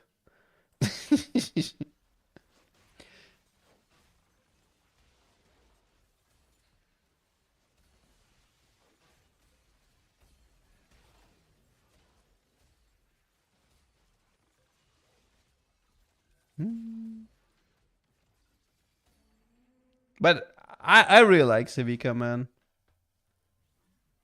Like, Civica, for me, I think she might become a candidate for most fun unit ever in TFT. I think she has the potential. She just has such a good ability, man. Like, her ability is like TFT incarnate. Malza looks like I'm just here so I don't get fined until Victor arrives. Yeah, I agree. That one seems pretty obvious.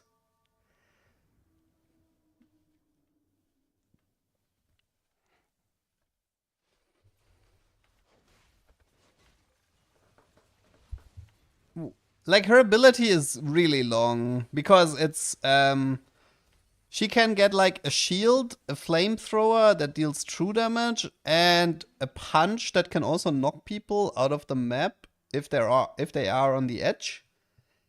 But also she has like a gacha mechanic that can enhance the abilities and that can also give a jackpot. So yeah, she has a lot going on. But to be fair, I feel like this is what a legendary should be, in my opinion. The thing is, like, the thing with the Cassandra board knockoff is, like, you can't really guarantee this stuff. Keep that in mind, like. It's like with Cassandra, that's the only ability he had. And with Civica, it's like, you know, sometimes she does this, sometimes she does that. I have no idea how Warwick is gonna join. I really don't know. Like, the Malzahar Victor, I feel like everybody like seeing, like, everybody knows this is probably gonna happen. Oh, it's another Civica cash out, by the way. And is it 2 chests on the top there? It was 25 gold. Wait, I need to double check this, but I think it's 25 gold again. I have 51. Wait, no. Wait, this time it was only 20 gold. It's different, no? Wait, is it? Wait. Sorry. I need to double check on this. Did I auto-collect anything? No, right? When was the cash out? The cash out was here, right? Triple smiley, yeah?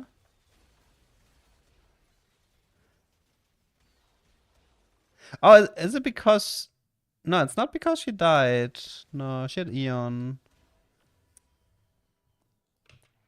So, wait, I didn't kill all units. Wait, is the gold based on killing units? I thought you just get a flat gold value. Because it's 20. Like, here I got 20 gold. Last time I got 25 gold. There's one chest, but I can't open it right now. Might be from how many units they killed. But that would suck, no? Like, I mean, like, what if you get the jackpot at the start of the fight and then you haven't killed anyone yet?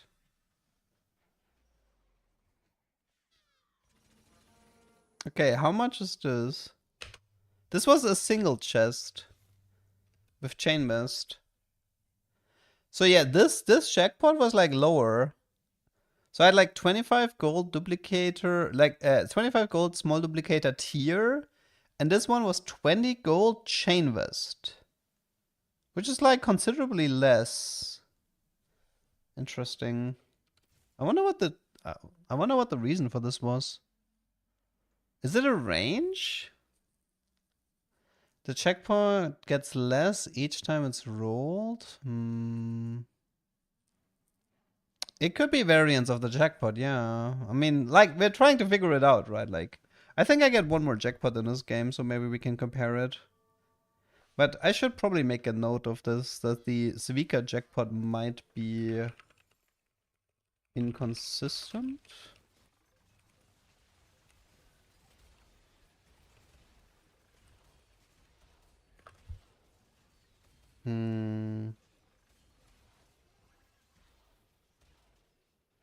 I mean, the thing is, like, I can see...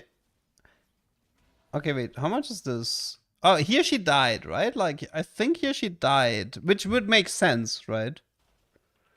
Like, she needs some time to spit out the jackpot. Yeah, I think here she just died before the jackpot was finished. But this was not the case on the previous one. So this is 17... No, wait, how much was this? Actually, no, it's 20... Wait, it's 21 gold. Huh. 21 gold, no chest? No. This was 21 gold with a component. Huh. This was 21 gold plus component. Huh. And she even died during the jackpot. Strange.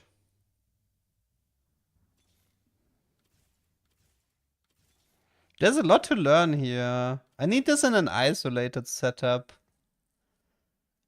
No, I think Civica can get the jackpot without the augment. It's just more likely to appear with the augment, right? But yeah, Civica is crazy. Can I say I'm not that good at the villager impression.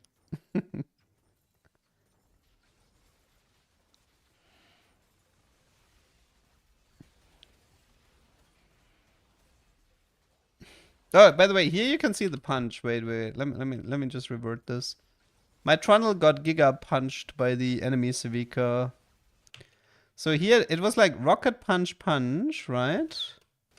And she pushes the Trundle out, but then he still dies within the board, right? So the way I understood this punch is that she punches people to the edge of the map and follows them, but if they are at the edge of the map, they get kicked out. That's kind of how I understood it.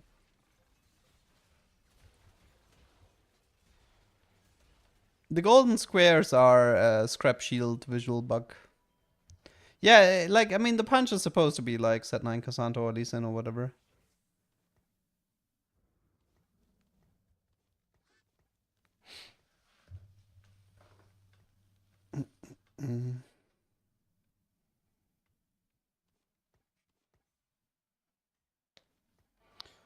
As for the Powder 4-star, I think she was fine, but definitely some late game scaling issues.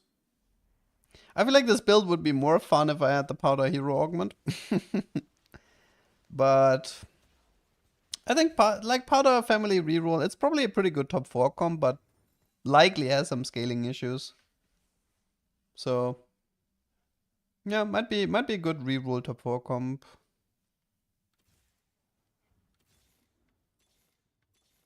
I mean, I'm kind of getting carried by Civica here, so... Oh, by the way, I did not just roll over Civica. You guys didn't see that. La la la la la. Probably should have cut that out. Yeah, I think Powder is good. I mean, for tier 1, she's great, honestly.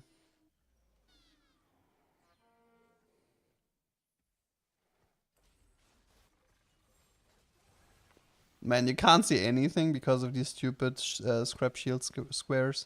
Wait, that's another... Is that another cash out? I think that's another cash out from Svika, right? Go, Powder! No! I died. Okay. Wait, so what was the... Okay, the problem is I didn't collect the cash out. Wait, when did she...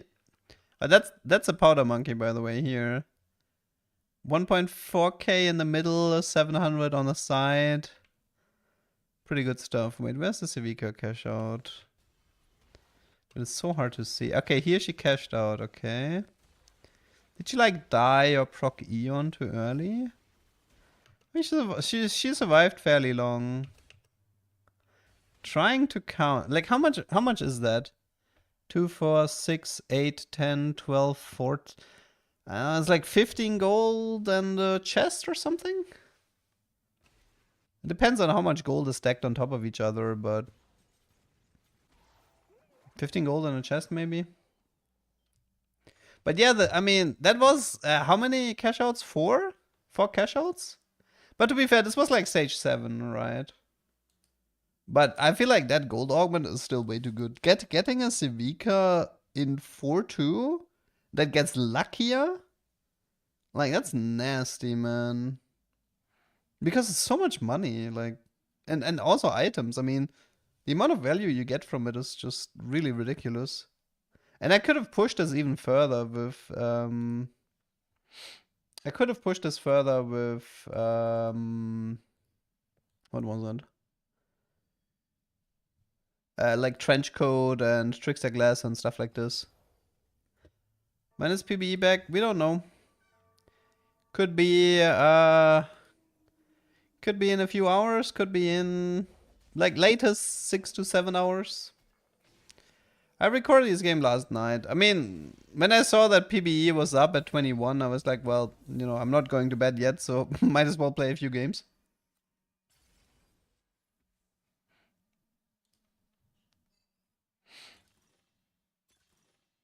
Yeah, I mean, these augments are blah. Oh, by the way, okay, guys, wait. I need to pause this because I need to show you this. I'm gonna tell you something you should be doing every single game in set 13, okay? You should go into the team builder and click on an academy unit and check for sponsored items. And you need to check. I didn't do it this game, but I think I did it in. Wait, let me open up the other game because I think I did it in the other game. 1 sec. Let me just swap games really quick. In stage 2-1. I think I did it here. Okay, so here I check if somebody has an academy unit, but I shouldn't be doing this. I should be doing this. I'm not Kurum. I fell asleep. Yeah, I mean, there's no PBE gameplay, right? So, but you're still welcome here. Okay, so this is what you need to do. Okay, before you click on your augments into 1, you open the team builder. You click on an academy unit like Ezreal, and then you read the sponsored items. Here it says Infinity Edge, Ionic, and Varmox. Okay, so the thing is, like, this is important because some of these augments buff Declaw, Bramble Vest, Ionic. What else do we have? I think we have 1 or 2 more. It's Bramble, Declaw, Ionic. I think the static shift got removed. Edge is buffed as well, and the Sterox. And the thing is, like, if you see that they are sponsored, you can make the game plan of taking the augment that buffs it, and then you go academy. And that's really important. So this is just something for you guys to keep in mind. You need to do this every single game. So yeah. Or yeah, anger issues as well. Anger issues with Ginzos. So before you take your stage 2-1 augment, you need to know the academy sponsor items. And then based on that, some augments become better. Because like the Academy sponsor thing is really, really strong if you stack items. So yeah. I mean, the thing with anger issues is I don't think it can appear into 1, right? I think at the earliest it's 3-2. But yeah, that's definitely a trick you guys need to remember. Because it's something you will be doing every single game. Okay, let's go back to the game then. I just wanted to sort of like mention this trick. Like because like here I have like the Bramble augment and I have the Declaw augment. And if one of them is like sponsored, especially in the beginning, like especially like the first Academy item, I should be leaning towards taking them and going for Academy.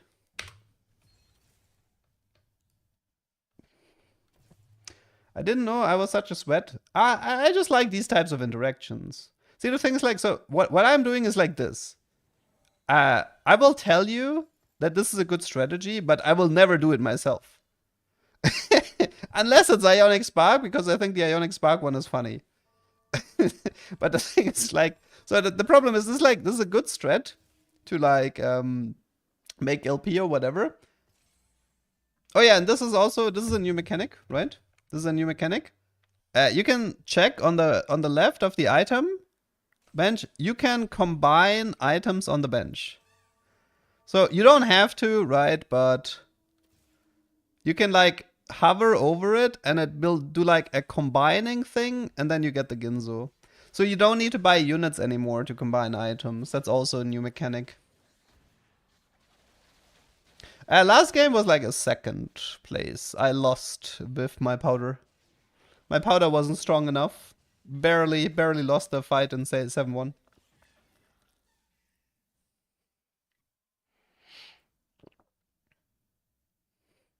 You combined an item like that and it disappeared with fine wind.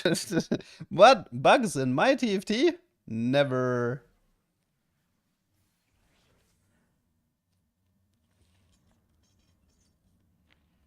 Is Bo better than Wait. Powder augment makes ability damage to teammates? Yeah, I mean, there is definitely something on my to-do list with losing because of powder. that is definitely on my to-do list. Having a super strong powder that just nukes the entire team. Unfortunately, there's no Clegger or Milo in the set. Otherwise, you know, we could recreate some lore videos. It's like Silco and Civica on one side, and like Vendor, Powder, Violet on the other side, and Powder is like, goodbye, guys. Can't have it all though. You wanna get Trundle Hero Augment? I wanna get Singed Hero Augment. That one seems so fun.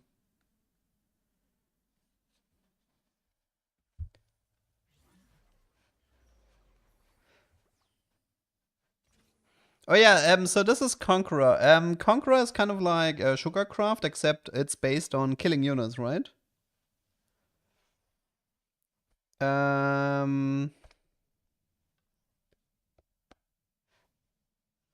Yeah, it's like, so the thing is like, this is like a win-more trade, and in its current form, this would be like S tier in Challenger. I'm pretty sure. Because like, if this is like, hey, I have a good opener, I win streak, the trade gives me resources to maintain the win streak, so you just win the game. Like, in its current state, Conqueror is really toxic. And it's like an absolute top tier trade for like ranked. It has pretty good units, honestly. I think most of the Conqueror units are really good, especially like tier 4. Like Ambassa is a beast. Ambassa is like one of the best tier 4 units. And yeah, as a consequence, pretty much like Conqueror just has like good early game units, good mid tier stuff. They even have Mordekaiser as a late game win con, and they have the Conqueror cash outs as a late game win con. Yeah, I don't know, man. This trade is just overtuned at the moment. Hi Ladak, missed your content. Thank you. Yeah, we are back on the content train. Did you know that working out with Set makes you bigger? I love this encounter. Look at this. I don't like clicking on links, Yuna. Can't you just post it in the Discord and I look at it in the Discord? As a streamer, I know it's a Discord link, but like as a streamer, I kind of like try to avoid clicking on links that are posted in my chat.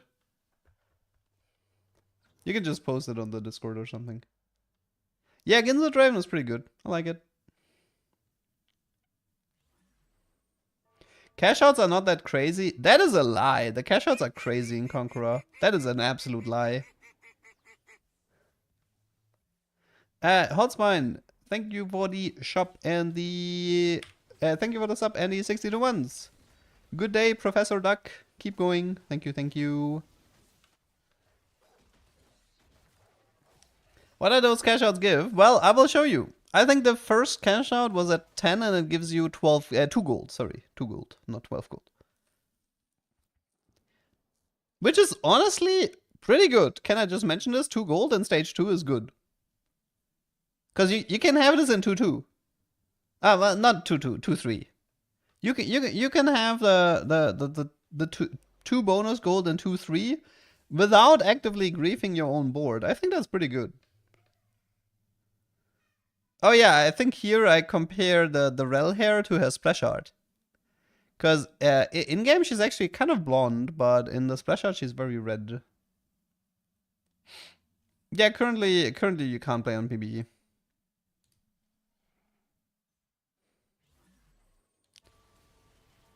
Heimerdinger going crazy. Wait, why is he double? Wait, but something doesn't make sense here. Does he have an anomaly that reduces his mana? Is it like reduced mana anomaly with Radiant Blue buff and then he's below 20? Okay, that's pretty sick though. It has to be the anomaly, right? The one that reduces mana by up to 40%? Wait, how much mana does Heimer have? Or is it... Wait, is it the... No, I don't think it's the carry augment. Heimer has 40 mana, which you can reduce by 40%. You have to get to 20, though. Wait, what does the genius thing does? What does the genius thing do? Genius. When Heimerdinger casts, Echo releases 3 after images. When Echo casts, Heimer fires 3 missiles. Oh, it's visionary. Ah, no, that makes sense. Okay, no, yeah, it makes sense. So it's you reduce the mana by 40% from the anomaly. You activate visionary. So the Radiant Blue buff gives 20 per cast, but because of visionary, it goes above 20, and then it's permacast. That is nasty. That's really good. That probably needs to be fixed, right? Because that's way too much of a free win. So Heimer plus mana reduction anomaly plus Radiant Blue buff plus visionary equal free win. Yeah, that's probably... I don't think that's gonna make it out of PBE. I think that needs to get nerfed. But how do you nerf it? Oh, wait, I know how they're gonna nerf it. You wanna hear it? They're gonna nerf it by... Radiant Blue is not gonna give 20 anymore. They're gonna give Radiant Blue, like, more AP and more start mana. And it will only give 10 per cast. That's 100% the solution to this.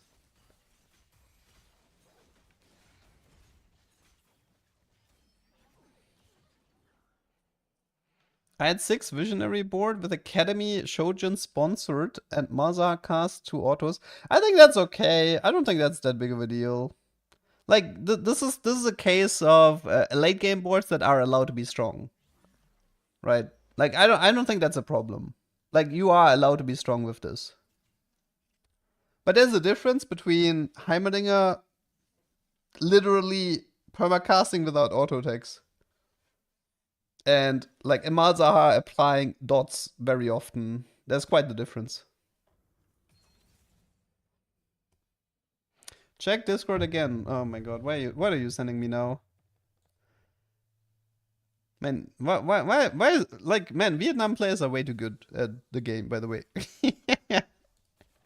Okay, what are you sending me now? This is, oh, it's Radiant. Is it, so it's the same, right? Yeah. Oh no, it's almost the same. Okay, so he needs 1 auto per ult. Okay, he needs 1 auto per ult because it's normal blue buff. Yeah, that looks really crazy. That looks really crazy. Why did they change the item bench? Because it's an incredibly outdated system. It's literally from set 1, right? And it's a terrible system. See, the problem is that Riot over the time introduced more consumables. They introduced normal removers, magnetic golden removers, reforgers, small duplicators, and then some trades have like specific items, like the Chem Barons have their own items. And sometimes you have like stuff like the Arcana consumable, and all of this stuff. All of this stuff sort of like clumps your, like it fucks over your item bench pretty much. And this new system is much nicer because now like the magnetic removers they're gonna like stack, and you can have up to 20 items instead of 10 items, etc. So okay, so by the way, this was the, how much was this? Sorry for the Conqueror. It's 40, right? Sorry, let me double check. No, it's 35. Sorry. So 35 gives you a 2-star tier 2 unit. That's pretty good. Like, I think that's good. It's not that hard to reach. Like, so far Conqueror has given me 2 gold and now a 2-star tier 2 unit. I feel like this is a little bit like Lagoon on crack, to be honest.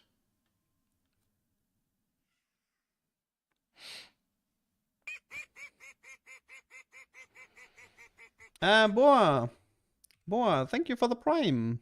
I love Twitch Prime. It takes away money from Amazon and puts it into my pocket. I hate that they changed that I didn't make top 4 in games where I was literally free because I couldn't remove stuff from my opener units. Okay, that's rip. 3 is that a recording? No. No, Overtuned. I will, by the way, Overtune, you want to make a bet? Okay, Overtune, I'm betting I'm gonna win this game for 5 gift subs, okay? Are you in? Yes, no? And Pistachio, thank you for the Prime as well. I love if people fall for the trap. Okay.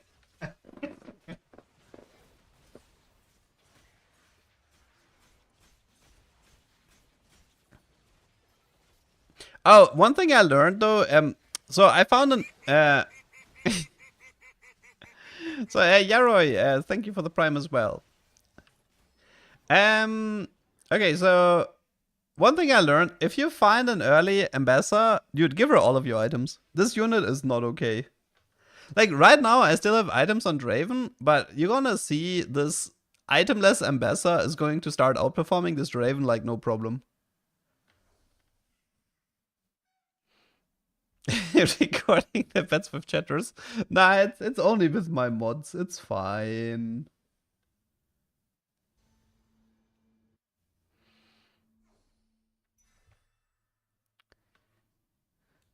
I got no. I mean, I only have one animated PNG, which is this one. This is currently the only state where the sprites actually change. The rest is just like bouncing around. Like, yeah, it's like bouncing a little bit around. This one is disapproving. This one is happy. This one is shocked. This one is what's a fitting one for this one? Let's see. Watching, trying to get onto the PBE server. Yeah, I'm like confused, you know. It's like, where's my anomaly that I'm looking for? This one is Giga Smart, and this one is just generic, just based. But I don't really use this one very often. It's not bad. I mean, I could use it more often, I suppose. Let's go for confused.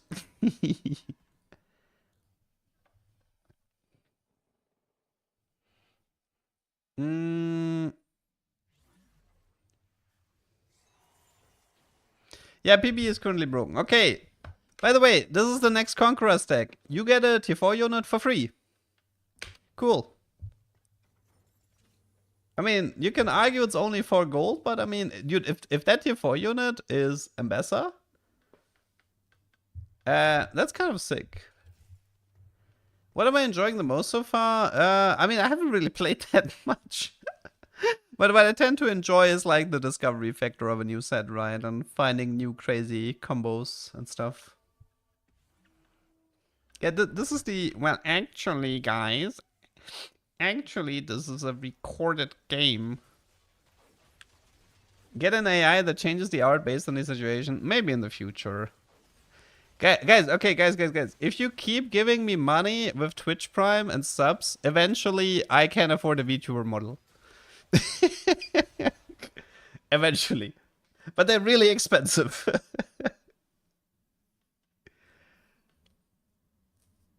Did you see the vendor max HP bug where you can give him infinite max HP before combat? No, I have not seen that one. You know what was the greatest bug I've heard today, though? Somebody at the beginning of the stream mentioned that they overflowed the shimmer. So what kind of like happened is that they had like 0 shimmer and they got into negative shimmer, which caused every shimmer unit to gain 1500 HP. And I was like, I want to know how that works. Dude, if anybody can find a clip or recording of this, I need it. I need to know this.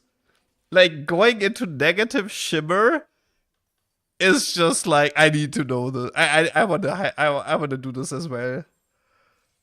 But like, how would it work? I think it must be a ghost fight or something, no? Like maybe you have like 0 and then it's like, there's like a ghost fight and this causes some shenanigans. Maybe it needs to be like 8 shimmer. I don't know. Oh, Liv, I mean, it's fine. I mean, I was just partly joking. It's, I kind of like the duck PNG sprites. Like, the problem is this works a lot better as a drawing. I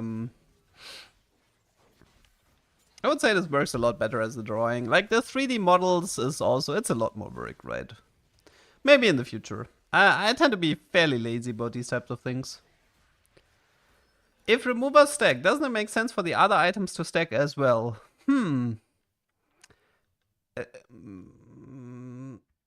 think the reason why Riot doesn't want to do this is because sometimes you want to combine a component with the same component and it might cause issues if they stack.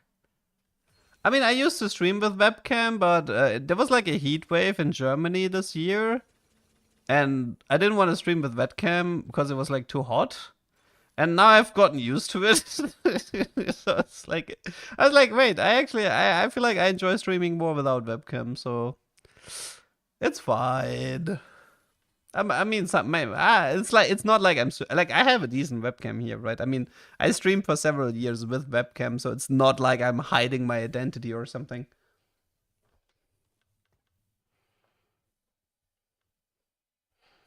Shirtless? Yeah, I mean, I'm sorry, but like, if it's like 40 degrees in my room, you think I'm gonna be wearing clothes? You're lucky if I'm wearing pants.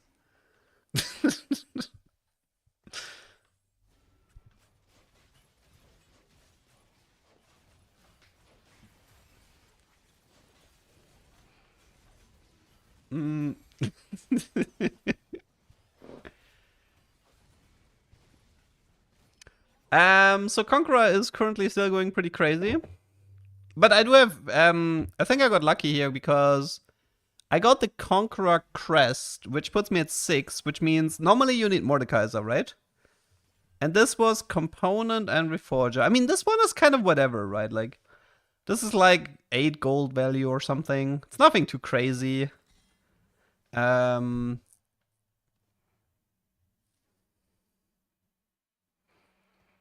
Have I been recognized in real life? Rarely. But that was more because of like the LCS coaching days. I don't think I've ever gotten recognized for being a TFT streamer. It was pretty much always as like an LCS coach.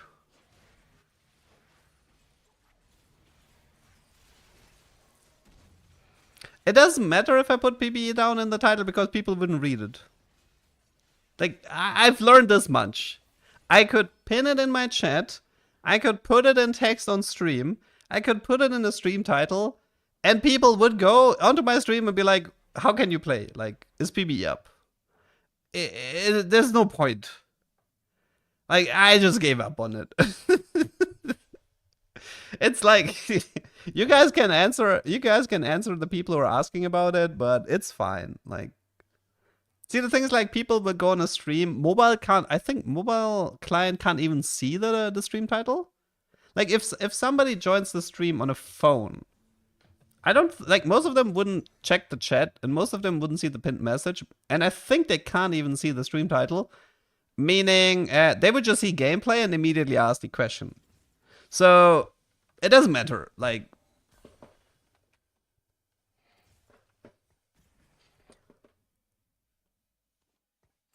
yesterday when I had the PBE time on screen yesterday, the entire day. It's fine. I mean, I'm used to it by now, so I'm not stressing out about it. But obviously, I'm not gonna answer everyone who's asking about it.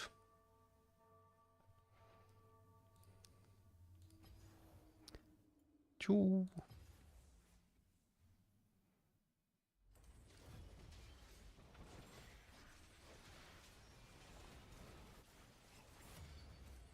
There's still a lot of people queuing. You know, like, you still get insta bombs, but yeah, it's pretty much desperate people. So how does the vendor bug work? How do you get an unkillable vendor? Yeah, I'm pretty desperate as well. Okay, so anomaly. Okay, wait. Here's actually a good question for chat. Okay. So, you have 6 Conqueror. You have a pretty strong Ambassador 2-star. Which anomaly... Like, okay, so, first of all, like, how much would you roll? And what would you go for? So, for example, like, if I wanted to, I could take Titanic Strikes on Ambassador. I think it's fine, right? Like, that. I could literally just take it. But I could also look for something defensive. So, let's do a small experiment, like... So, I mean, I feel like going Titanic is acceptable for Ambassador. I'm pretty sure the anomaly should be Ambassador here. I'm pretty sure, like, okay, so that one's pretty good, to be honest. Like, that's a really good, that's a very good Ambassador anomaly. So that one would be fine as well. I could take that. This one is definitely no. I think this, okay, so I think center doesn't work very well on Ambessa because she's 2 range, right? Which means the stars wouldn't hit the people most of the time, so I dislike this one here. It needs to be on a melee unit. Mana on Ambessa should be worthless. Bulwark is acceptable. I think this one you take, right? Like, I should have taken, sorry. I mean, I'm not taking it, but I think this one you take. You just go for the execute on Ambessa here and it's fine. So yeah. There's always the question, like, how much do you want to roll? Like, I feel like people need to be like... There should be probably... Most of the time there should be like a 10 gold limit or something. Unless you know you're staying on 8. But this is gonna be like where people... Like, the good players and the bad players... There's gonna be like how much gold they roll and which anomaly they take. There's a lot of skill expression there. You don't want to roll too much either because you want, like, most of the time you want to, if you know you're going to 9, you don't want to roll too much. But on the other hand, some of these anomalies can literally win you the game. Like, for example, like in my first game, when I rolled like 30 gold to get, like, to take the 50-50 for 10 Enforcer, that just straight up won me the game. So that's just something to keep in mind. But yeah. Oh yeah, the Heimerdinger one is a pretty good example. Like the mana reduction on Heimerdinger, if you have like the correct setup for it, that wins you the game. So yeah, you have to sort of like, you have to make this decision.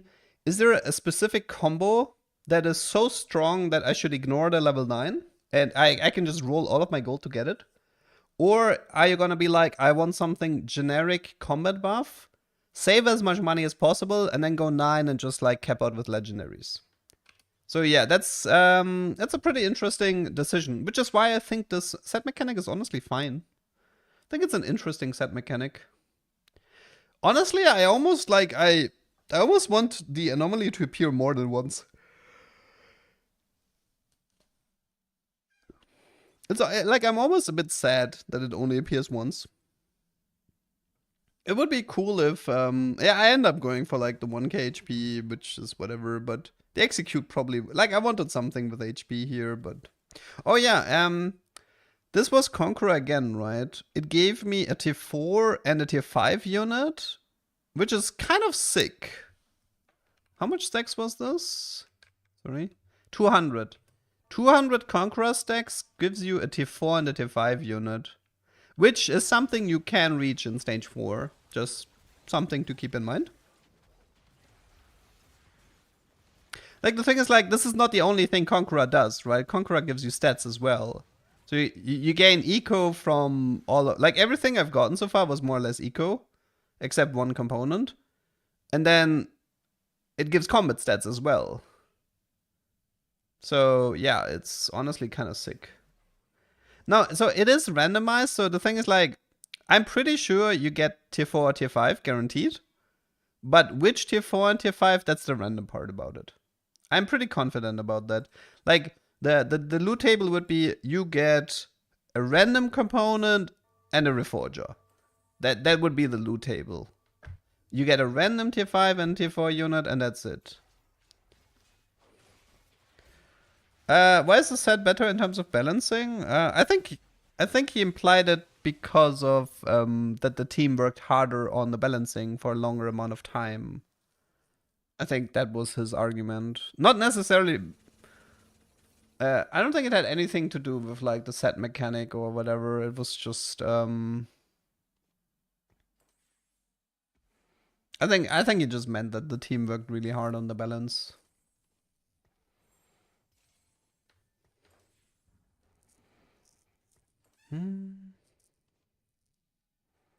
Set 12, like, for me, set 12 was fine. Like, I didn't hate set 12. I actually had a decent amount of fun with it. I liked the charm mechanic a lot.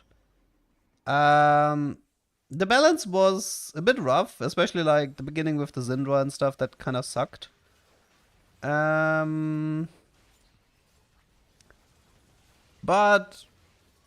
I was okay. I mean, I definitely preferred 12 over 11. I don't know about you guys, but I thought 12 was more fun than 11.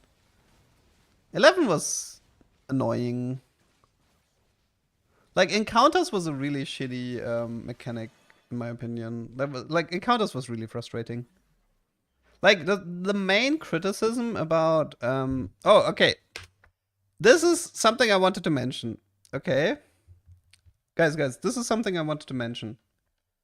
This is Conqueror, okay? And this is a big criticism of Conqueror, which is 300 Conqueror stacks is a 2-star legendary. And this is something people have been complaining about. I know Daisy complained about this one.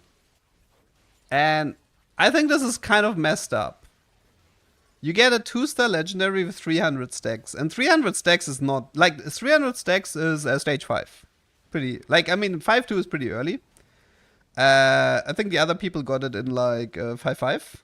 But it's definitely stage 5. If you have a decent Conqueror setup, you get a 2-star legendary for free in stage 5. And the thing is, like, most of the legendaries are crazy. Like, a Civica 2-star, Mordekaiser 2-star. Like, most of them are honestly, like, that's like game-changing. And there is a solution to this, which is delay it. Make the 2-star legendary at like 400 stacks and not at 300 stacks. Because, do you guys know? Does anybody know what the 400 stacks is? Do you guys know what 400 stacks is in Conqueror?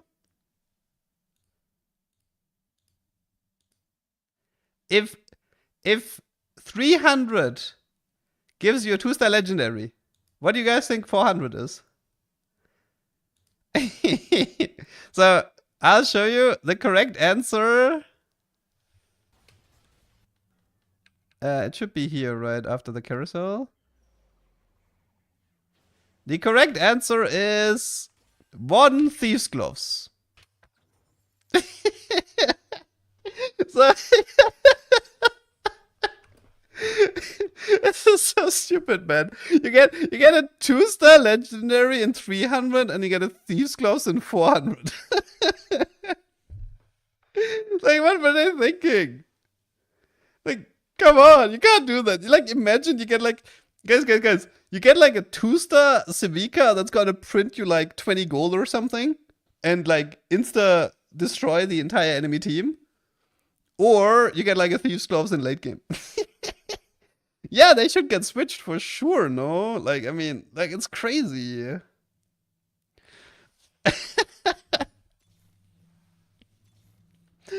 Man, it's just like, I don't know, man. Like, how can you put a Thieves at 400 and a 2-star legendary in 300? But I feel like they're gonna change this.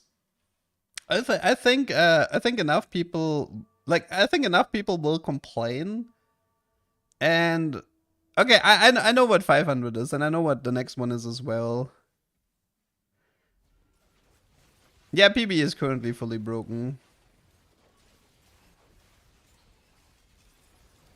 I think somebody mentioned that they got... No, wait, that was... somebody mentioned in Chem Baron they got a 4-star... not 4-star, they got a 3-star Silco, but that's like 3-star T4.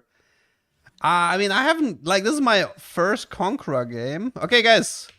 500 stacks. 500 stacks. What are we getting? Anybody know? What are we getting with 500 stacks?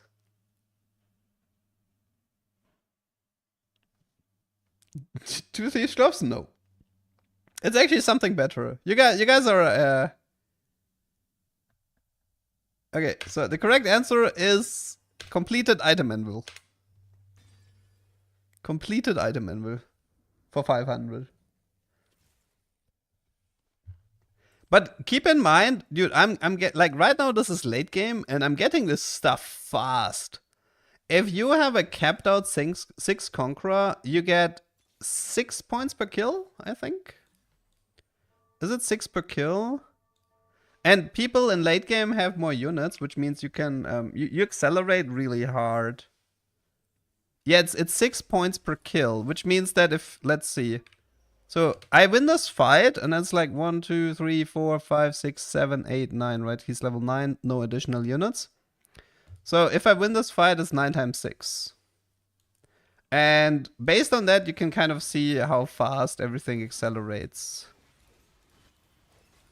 It means that I get a new cash out every 2 rounds in late game. Every 2 rounds I get a new cash out. Which is why these cash outs aren't that crazy. This is like what you have to realize, right? It's fine that you get a Thieves' Gloves or a completed item because it's every 2 rounds. Which is still really good. The only outlier is that 2-star legendary at 300 or whatever it was. Because that one seems so out of place. Because like, why is it so strong this early? They should change it to kills instead of takedown. That might be a way to balance it. Or they just reduce the points for 6 Conqueror maybe. Or they could make it a 2-star T4 unit, yeah. That's also a solution. So I don't actually mind that you get like Thieves' Gloves completed items and stuff like this. It's really like the 2-star legendary that feels out of place. Because, yeah, you get these Conqueror stacks very fast in late game.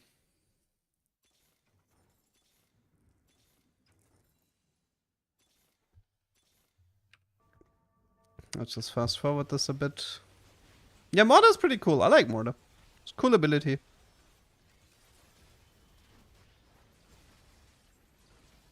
Ambessa seems really strong as well. Oh, that guy barely made it. Yeah, but the problem is, see, the thing is, like, the problem with Conqueror is, I'm not that great of a player, but, like, if these rank 1 challenger guys get their hands on Conqueror, they're just gonna crush everyone. Because it's like, oh, there's a trade with good units that is a win more trade, so I can like push aggressive, go for win streak, and I get rewarded for win streaking, and I get like free loot from doing this. I feel like this quickly snowballs out of control, where like the really good challenger players, I think they can just guarantee themselves the top 4 really quickly. And I think this is why people are gonna start bitching about this trade a lot. Like for the lower elo people, I don't think it matters that much. But I think Conqueror is a high elo problem. Like the people who know what they're doing, like the people who have the good positioning, the correct itemization, the correct units, the correct win streak setup, they're gonna run away with the game. And I think this is kind of the issue. Okay, so 600 gave me an artifact anvil. Which is still, I mean, that's like 18 gold, right? Like, so after 2 fights, I get 18 gold. Pretty much. Which is very, very strong if you think about it.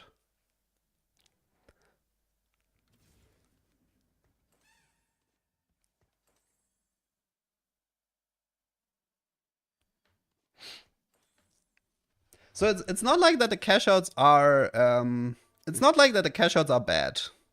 The trade is like snowballing too hard, and the 2-star legendary seems out of place.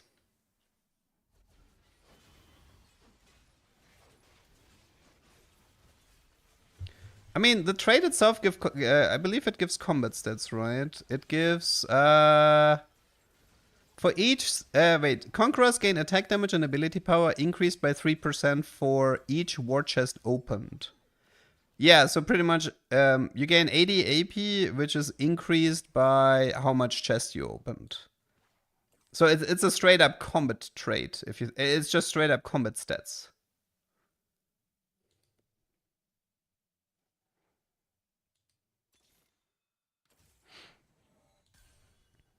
I think I still get 700. Oh, and here's a Mordekaiser 2-star.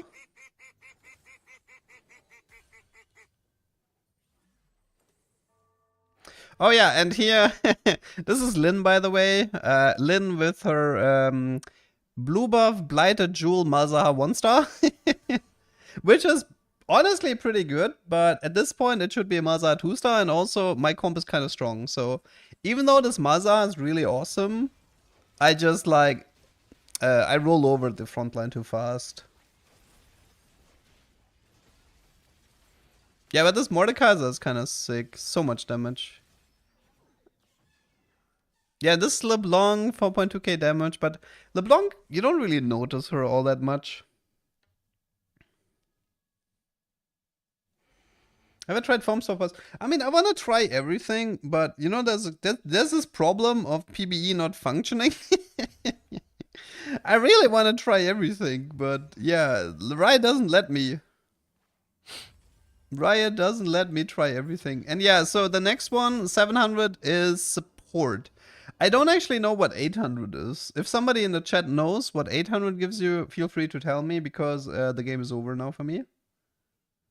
I don't know how high it goes, to be honest. I don't know if there's a max. I mean, the thing is, like, Conqueror has a chase trade with 9 that gives you crazy amounts of points, and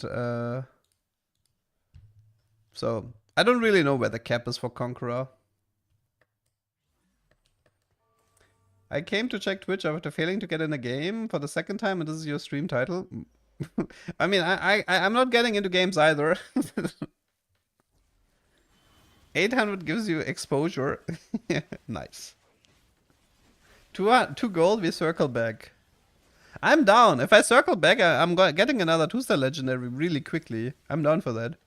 It's gonna take like 2 rounds to get a 2-star legendary. Okay, so this was Conqueror. What we can take away from this is that this trade is really busted if you know what you're doing.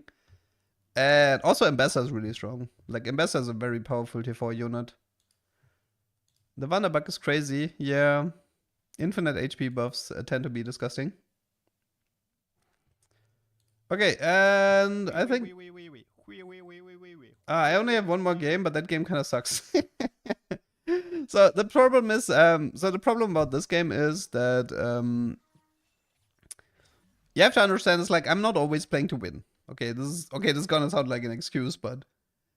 sometimes... if I want to make a video or something, I need to like hard force something to figure out how it works. And this is one of these games where it's like, okay, I'm gonna do Chem Baron no matter what. You know, I want to know how the cash out system works. So yeah, this game is gonna be a bit of a mess. So this is it's a slight excuse because it's a really shit game for me, but whatever. It was late. I wanted to go to bed. Have some mercy.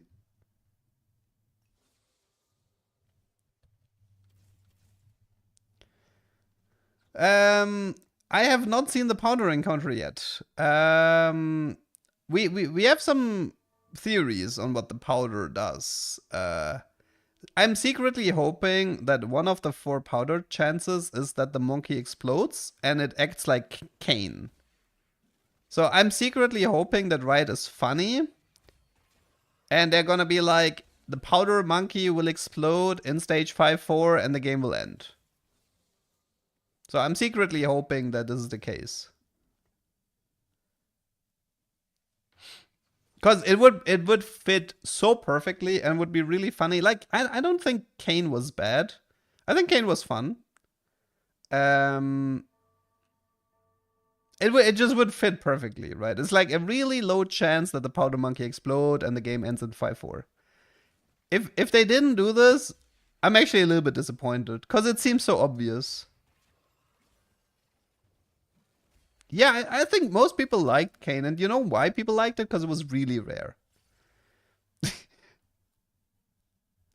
Why are you predicting on pre-recorded gameplay? What is wrong with you? Prediction on pre-recorded gameplay. But okay, I will promise you something. You will learn something new in this game, okay? You will learn something new about this game. Mort tweeted? Wait, Mort is awake? Oh my god. His Twitter probably completely blew up.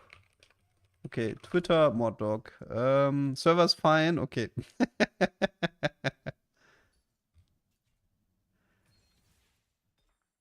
Well, he seems to be awake, but yeah.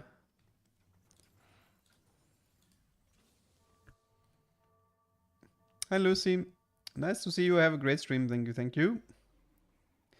That Rennie augment. So I read that this is supposed to be a 3-2 augment. And yeah, it being in 2-1, giving 2 Rennies is kind of ridiculous. So you can expect this to get moved to 3-2. It makes no sense to be in 2-1. It's way too good in 2-1.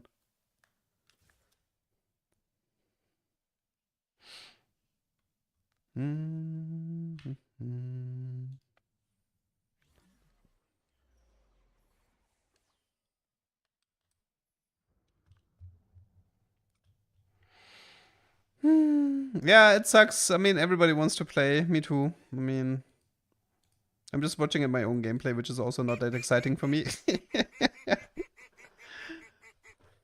Luna, thank you for the Prime. Thank you. I love Twitch Prime. All of my points on a pre-recorded game. But I gave you the warning that it's not a good game. I actually spoiled you that this game wasn't that great. So that was kind of like, I don't know. I already gave away so much. I think here I actually forgot I had Pandora's. Like, I'm slamming items, I'm like completely ignoring the fact that I have Pandora's.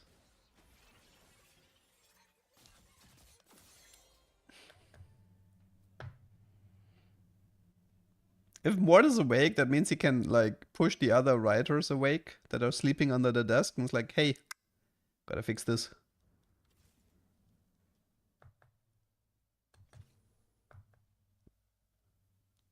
I'm not reviewing my own decisions. I'm usually just going for the content plays, right? So, I mean, well, to be fair, whoever was watching, I mean, we learned a few things already. We learned about the check Academy for sponsored items before you make your augment selection into 1. I think that was a pretty good lesson. Then I guess with the anomaly, like using the anomaly to gain chase traits with like the 10 Enforcer. I think that was a pretty good lesson that there's some potential free wins. In this game, you're gonna learn a few things about Chem Baron items. Thoughts for the for fun? I think the for fun factor is high in this set, but it's like always gated behind a lot of RNG mechanics. But it's doable. Like for me, the most important part about this set is the fact that the if you skip an anomaly, it's not gonna repeat until you've seen everything else. This is a really, really important mechanic for me. Because there's some crazy builds out there. Like, for example, the mana reduction Heimerdinger. And if I want to play this, if I like, oh, I high rolled a Radiant Blue buff, so I totally want to do that Heimerdinger strat. So I'm gonna be like, okay, I'm gonna save up 50 gold and guarantee the game-winning anomaly. For me, that's important as a content creator, that there's a level of control that I have. With charms, I think in the beginning charms were fine because there weren't that many charms.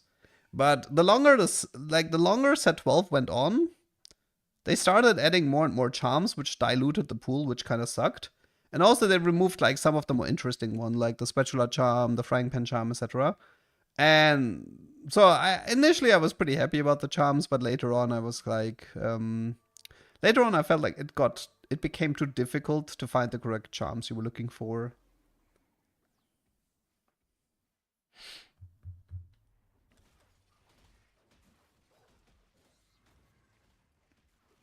I mean, the thing is, like, TFT kind of has the cycle that the first 2 months tend to be the most fun one, and then the game is gonna, like, start to push towards the competitive side. Like, the casuals are leaving after 2 months anyways, and then sort of, like, the competitive cycle in the last 2 months becomes more important. But yeah, that's fine. I mean, that's just how TFT works at the moment.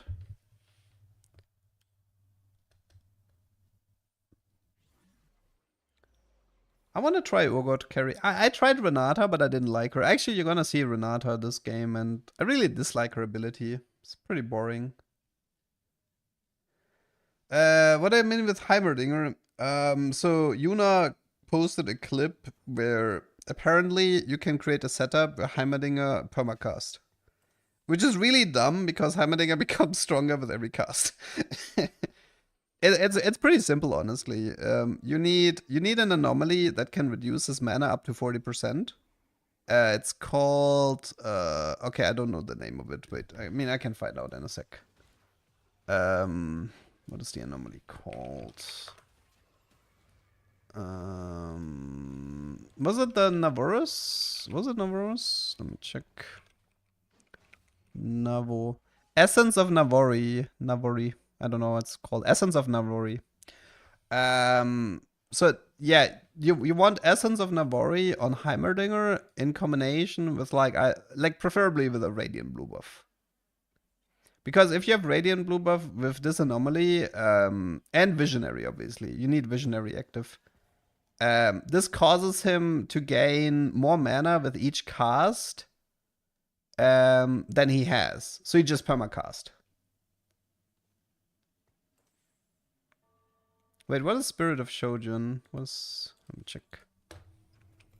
Or maybe it's oh, maybe the name in the database is old? Maybe it's Spirit of Shojin then. Yeah, okay, never mind. Maybe it's Spirit of Shojin then. Like, with normal blue buff, I think it's old auto, and with Radiant Blue buff, it's literally just perma-old. I mean, yeah, getting Radiant Blue buff, I mean, getting the anomaly you can force. That's not a problem. If you're willing to spend 50 gold for it, you can force it. But the Radiant Blue buff, oh, and yeah, I guess there's also the Nami one. Yeah, right. Nami grants bonus mana as well. That's pretty crazy. When is TFT fix? I don't know. Like, if Mort is awake, then maybe soon. But we don't have an estimate at the moment. Keep in mind, like, NA is asleep at the moment. It's like, what is it, like 7 in the morning for NA?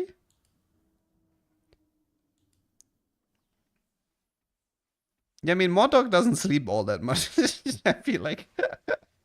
Guy, he's a bit of a workaholic. For Riot HQ, it's 6 a.m. Yeah.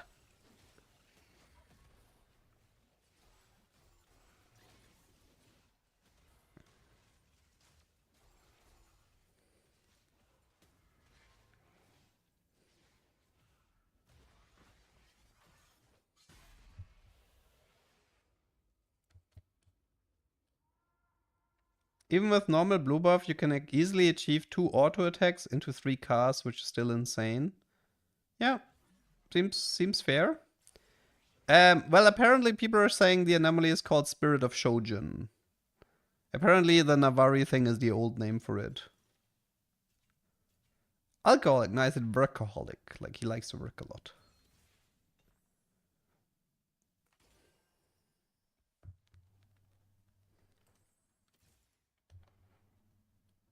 This is recorded, yeah. This is from yesterday.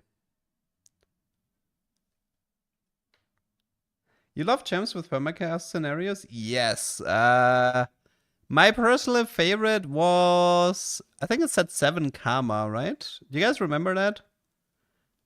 Wait, but that was Axiom Arc Karma, wasn't it?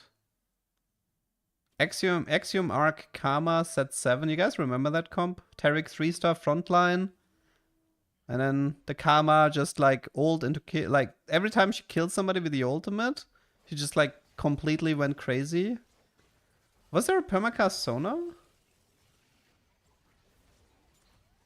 Oh, wait, you guys mean the chalice thingy? Wait, are you guys talking about set 3.0 chalice stacking Sona with blue buff? I mean, that one was great. That was a cool comp. That was one of my... the Void Sona was one of my favorite comps in the entire history of TFT. I don't think it was triple chalice. If I remember it right, it was blue buff double chalice. Because I think with blue buff double chalice, she permacast. Yeah, Mana Printer Sona. That was a great comp. And you know what was the greatest part about that Sona comp? So what I used to do in set 3 was I intentionally lost, I intentionally went for lose streak. And then I would snack every tier in the carousel. And because the comp required like 4 tiers, like people couldn't contest you. Because like the comp only made sense if you had like an insane amount of tiers. But because I always had first pick in carousel and I always snacked every single tier in the game, nobody could contest me. Oh, it was great. I still remember when I was playing this comp, and I'm not exaggerating. I made like 600-700 LP in a single day. It was amazing, man. It was so fun. And the best part is like you made LP while playing a comp that's really fun. That's like the double whammy, you know? Like, because normally you have to make a decision. Like, do I have fun and I lose LP, or do I like go sweat, not have fun, and gain LP? It's really rare to have fun and gain LP. It's incredibly rare. Like, in the entire history of TFT, this happened to me like 4 or 5 times maybe, where I legitimately played a comp that I loved and gained LP. Yeah, Fine Vintage, oh my god. Like, I mean, you couldn't guarantee Fine Vintage, but that Fine Vintage Zizirod build, oh, that was so good, man. I had so much fun with that comp. Oh, Samira Nafiri, man. Yeah, it's crazy it became meta. That was a great comp. The Deathblade stacking Nafiri with the blue buff Samira thingy. That was a great comp. I like that one. I was sad when it died.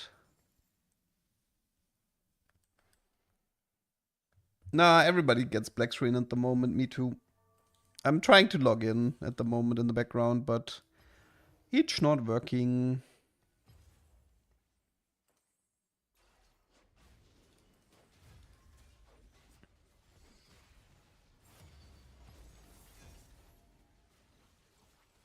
Stacking Zephyr was fun, but it wasn't that good to make LP, to be fair. It was really, really fun. But realistically speaking, you didn't gain LP playing Belzef. Because, like, it was a lot of grief. Like, you griefed yourself so much. And the Lux comp, stacking Zephyr with Lux, that one was terrible. Like, I kept losing. Okay, wait. So I want to explain something here, which is, this is Camburn, okay? So the way Camburn works is that if you win a fight, you gain like a certain amount of stacks. And if you have 3 losses or more, you get more points. So it is a lose streaking strat, but if you end up winning, it's not the end of the world. Like, it doesn't work like Fortune, right? Like, it's with Fortune, like, keeping the streak was really important. But here, it's not that big of a deal if you end up like winning something or whatever. Yeah, it's more closer to Underground. It's pretty similar to Underground. And so this is like a really low cash out. This is like 100 shimmer. So this is like a really low tier item, a 2 gold, and I think Renata's a tier 2 unit. So yeah, this is like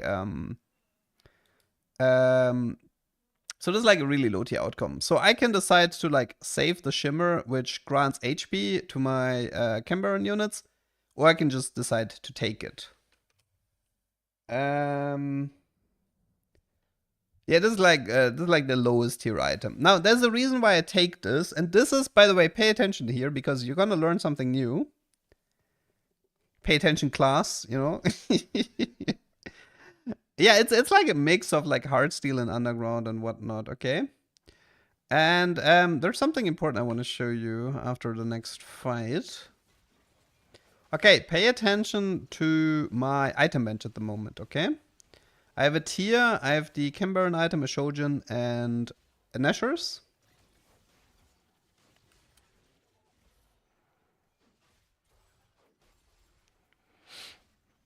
Okay, fight is over. And now I have a new Cambaran item. This is a pretty big deal. This is a pretty big deal because this means I think Reforge should work too, if Pandora works. This means you're not stuck.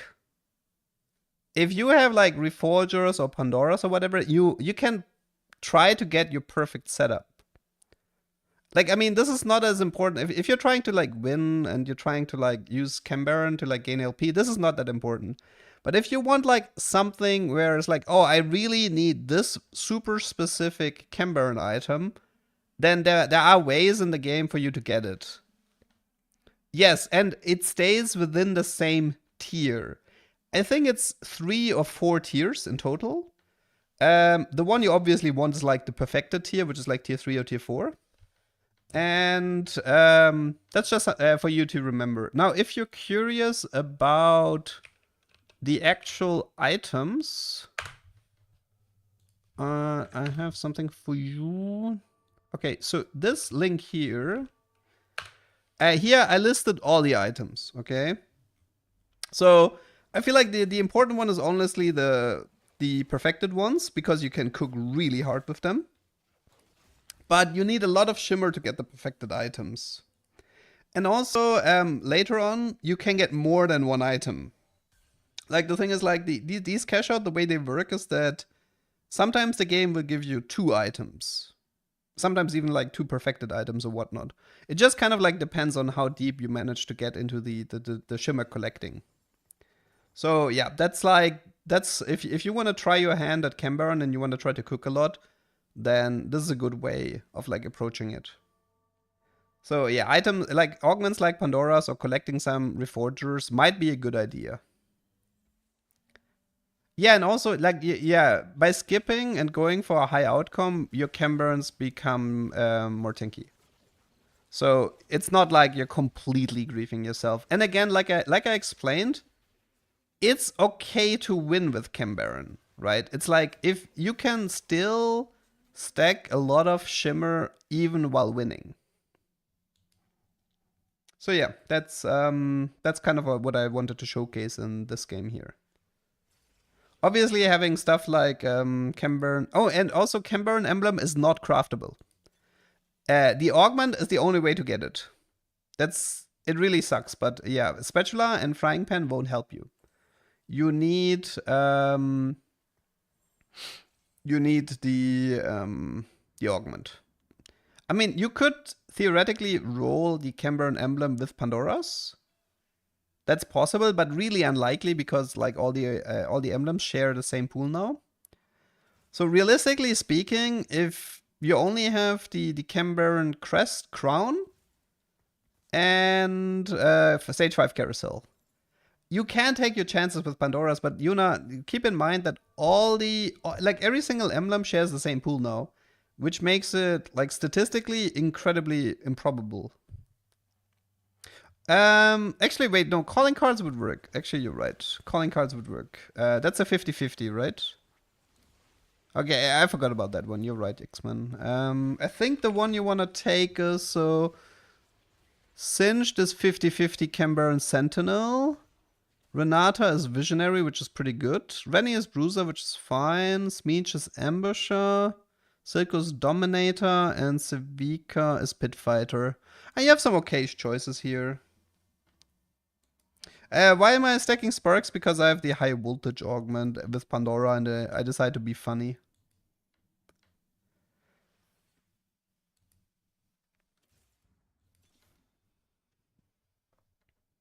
But it didn't really work out. Like, I tried to be funny, but it didn't work. So it is what it is. By the way, does anybody know the exact tiers for the camera items? Like, is it 3 tiers or 4 tiers? Does anybody know? Like, we know, like, that, because the thing is, like, there's something called, like, salvaged stuff, and it's really weak. And I don't know if they are the same tier as the sort of, like, Virus 1. Is it 3 tiers? So the Virus 1 is the same tier as the salvaged gun and stuff. We know Perfected is tier 3, like, or the highest tier. We know that one is its own tier for sure. And we know there's a tier 2 tier as well, but I was mainly wondering if there's 4 tiers or 3 tiers. Like 3 minimum, 3 minimum. I was just wondering regarding Pandora's, if Pandora was capable of giving me the Virus 1 and stuff. Because there could be like some sort of a 0 tier. Because the thing is, like, if you check out the guide that I posted, I'm just gonna post it again. If you check out this guide, right, there's something called, for example, like we have like Flesh Ripper 1 and Flesh Ripper 2, but the thing is, like, Flesh Ripper 1 is a whole lot better than something like Salvage Revolver. So in my opinion, it would make sense that it's something like Salvage Revolver is like a tier 0. Then it's like Flesh Ripper 1, then Flesh Ripper 2, and then it's Perfected Flesh Ripper. So I think it's 4 tiers. Because for me, it doesn't make sense that something like the Salvage Revolver is on the same level as a Flesh Ripper 1. So I think it's 4 tiers. Tier 0, Tier 1, Tier 2, Tier 3. Tier 3 being the perfected ones.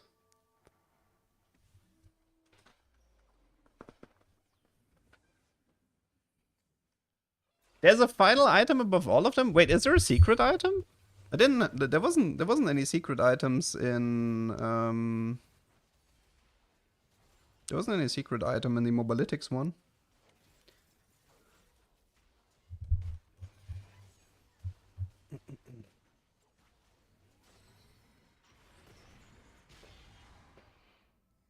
Is Dimensional Heirloom a low tier item? I don't think it is. I think it's, Dimensional Heirloom is probably tier 2, I think. Tier 2 or tier 3. I don't know how strong the effect is. See, I am like, I will update the guide once the tier become more clear. I just separated the perfected here because that one was really obvious. But the rest, like, yeah. Like this right now, this salvage contraption, that has to be a tier 0. Because it's really weak. Like 200 HP, 10 armor, 10 MR, reduce all incoming damage by 10. And it's like 100 shimmer. So this has to be tier 0.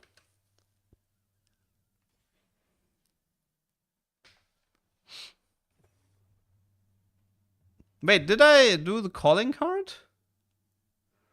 One sec, what did I do?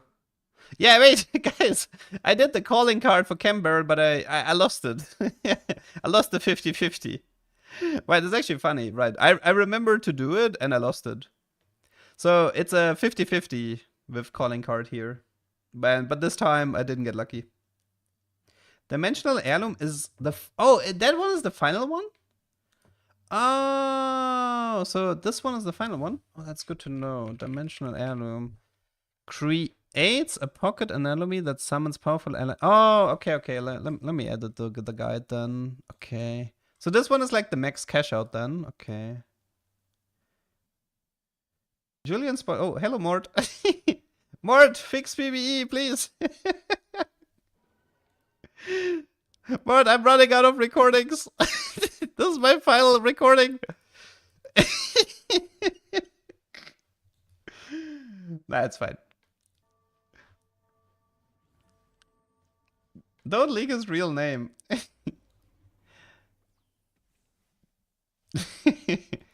Okay, well, the good news is I can fix the guide here. Well, to be fair, we don't know what it does. Okay, we don't know what this dimensional thing does. Honestly, the wording makes me think it. I don't like powerful allies from across the convergence. I mean, it could be something like the Nora thingy, right? It could be like the Nora 3-star thingy. But we will get it eventually.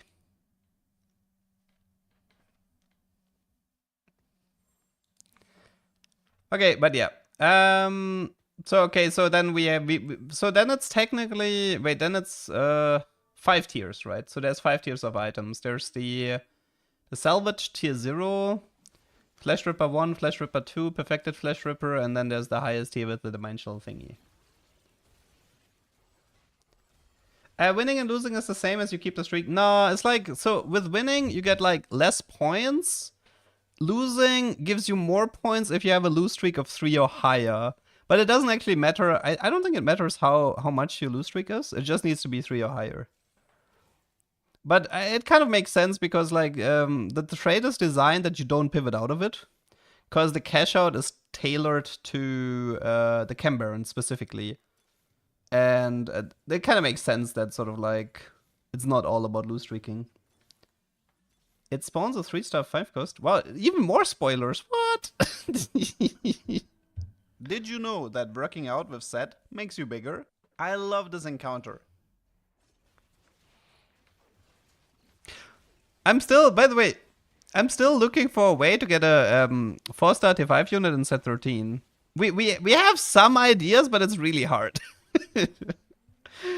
we have some ideas. But to be fair, I think Peak angekommen. Jetzt gibt's nur noch First Places. Nichts anderes, nur noch First Place. Jedes Game. I think the approach we have is probably not gonna work. We want to take like the augment another anomaly with the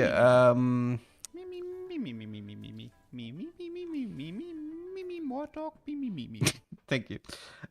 So we want to do like another anomaly augment with the 4-star thingy, and then hope that it copies it, and then hope that it works beyond tier 1 units as an oversight. But I don't have very high hopes for it.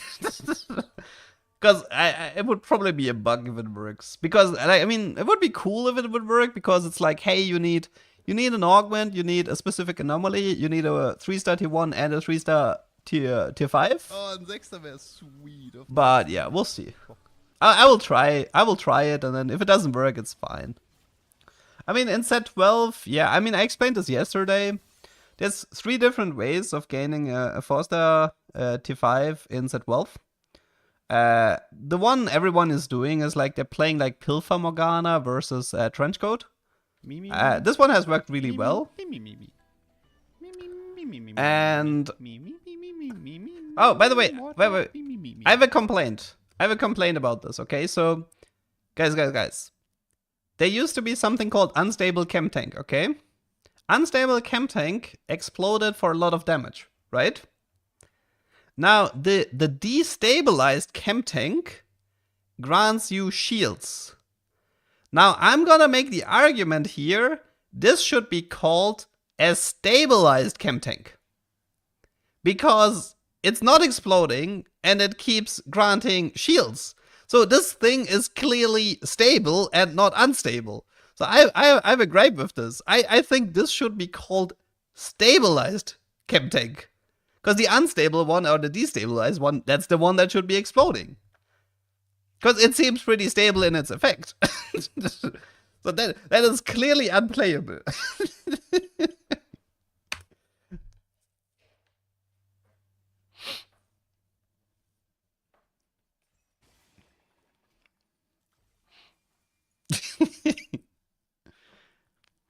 But yeah, I think this is my last fight here because I think I'm dying because my Cambaran high voltage Pandora setup is clearly not working. No, we have to wait until PB is fixed. It might be fixed, I don't know, like, I would expect for it to be fixed after PB goes down, so, I don't know, like 5 hours. In 5 hours or something, it might be fixed. Just rerun the VOD because people haven't seen the 10 Enforcer game. I mean, I can show some highlights of the 10 Enforcer game for the people who haven't seen it. It was a cute game. Okay, I'm dead. Oh, look at this. Ash Chibi. Beautiful. I actually like the new finishers a lot. With the Arcane finishers are actually kind of cute. Seeing the river sprite get nuked by the Jinx rocket was actually kind of funny. Okay, I'll just show some highlights on the 10 Enforcer thing again. One sec. It's not gonna take long, but so in case you guys have never seen this, so 10 Enforcer is a pretty interesting trait. It needs 3 emblems, so it's usually Wandering Trainer with double emblem. And what it does is like so you can see like this Tristana is like Whisper IE Ginzo, right? And then I steal their items, so like the Whisper and the Ginzo went on the Camille and the IE went on the Caitlyn. So for this fight, I steal all of their items. Which is kind of crazy. And obviously, like, everybody has a huge shield, everybody gets like an insane amount of damage amp.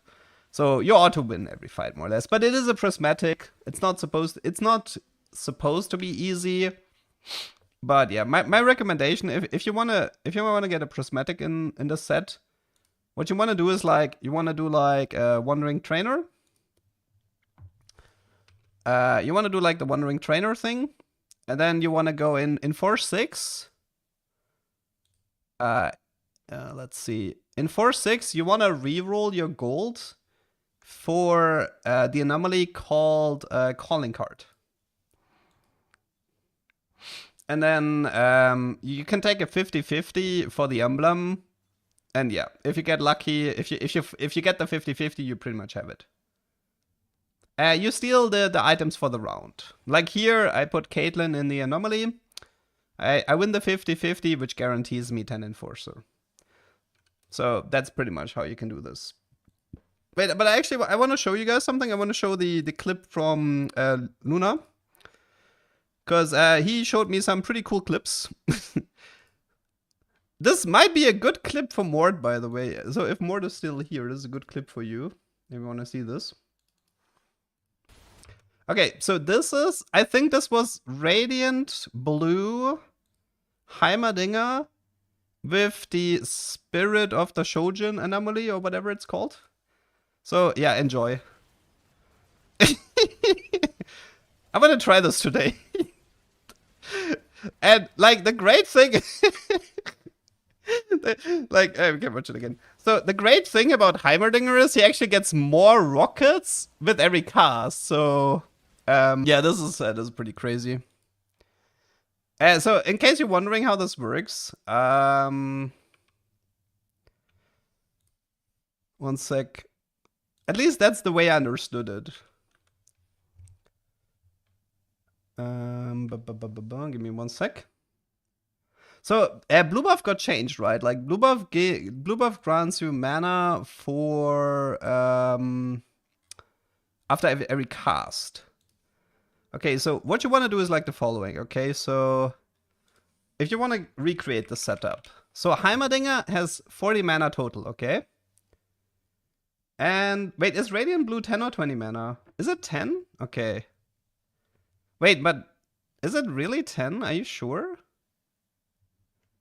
Okay, wait, whatever. So, okay, let's assume it's normal blue buff then. Okay, so we have 40 mana. What we need, where we want is like, well, on tactic.tools it's called Navori.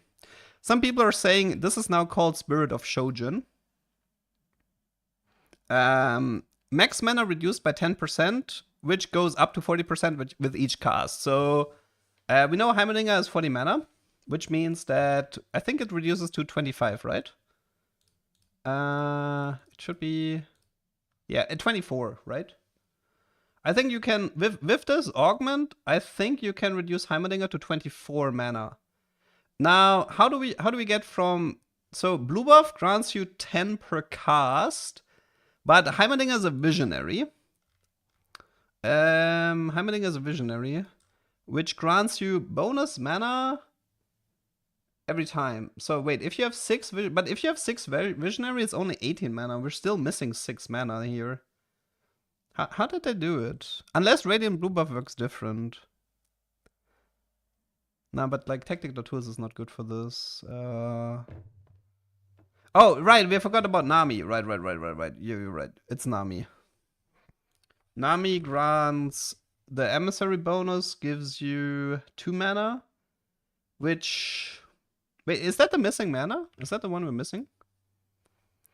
It's so it's 10. So we're assuming it's 6 visionary, right? Because that one's the more realistic one. So that's 18 mana, and then this is but no, I don't think there's enough. I mean, this is like 0.08, right? Like 1.8. That's 3.6 mana from Nami. We're still short 2.4, no? I mean, maybe it rounds up, but then we're still missing 3 mana or something. Wait, I'm curious. Is there an augment that makes you gain mana per auto attack? Wait. That might, maybe. Oh, but if we need the augment as well, it's gonna be a bit annoying, right? Radiant Blue is still 10 per cast. Okay, I mean it kind of makes sense because it would be broken with Visionary. Kind of makes sense. It's probably a gold augment, right? Mana. Let's. No. Mana flow 2. Your units that start combat in the back gain 5 additional mana per attack. Yeah, I guess we need this. Wait, do we even need Nami then? Do we need Nami? Because we might not need Nami for this. Yeah, but then we need mana flow for sure. It's 9 mana with 6 visionary. And how much no, it's enough. It's enough. It's 18 plus 9. Yeah, it's enough. We don't need Nami. We don't need Nami. So what you need is you need the mana flow augment, you need blue buff, and you need the Naviri or whatever it's called. So yeah, and then you need to cast like 4 times. So that's the setup. You need this anatomy, 6 visionary, blue buff, and mana flow. If you have that, oh wait, does it work with the silver one if you have Nami? Maybe. We can do the math on this. Mana flow 1. It's 3 mana and Nami was 2, right? So it's 5 mana. Yeah, that should work. I mean, it's the same, right? It's like mana flow is 5. Yeah, I think that would work. So it's mana flow 1 with Nami or mana flow 2 without Nami. That should work, yes. Now the question is this gonna stay in the game? I don't know. Like having a permacast Heimerdinger. Wait, let's watch this again. It is pretty funny. Should this stay in the game? What do you guys think? Should this stay in the game? It's pretty wild. Wait, but he also sent me a second clip. What is this? He tried to recreate it, right? But I think he doesn't have. So this was with blue buff. It's like auto, old auto, right?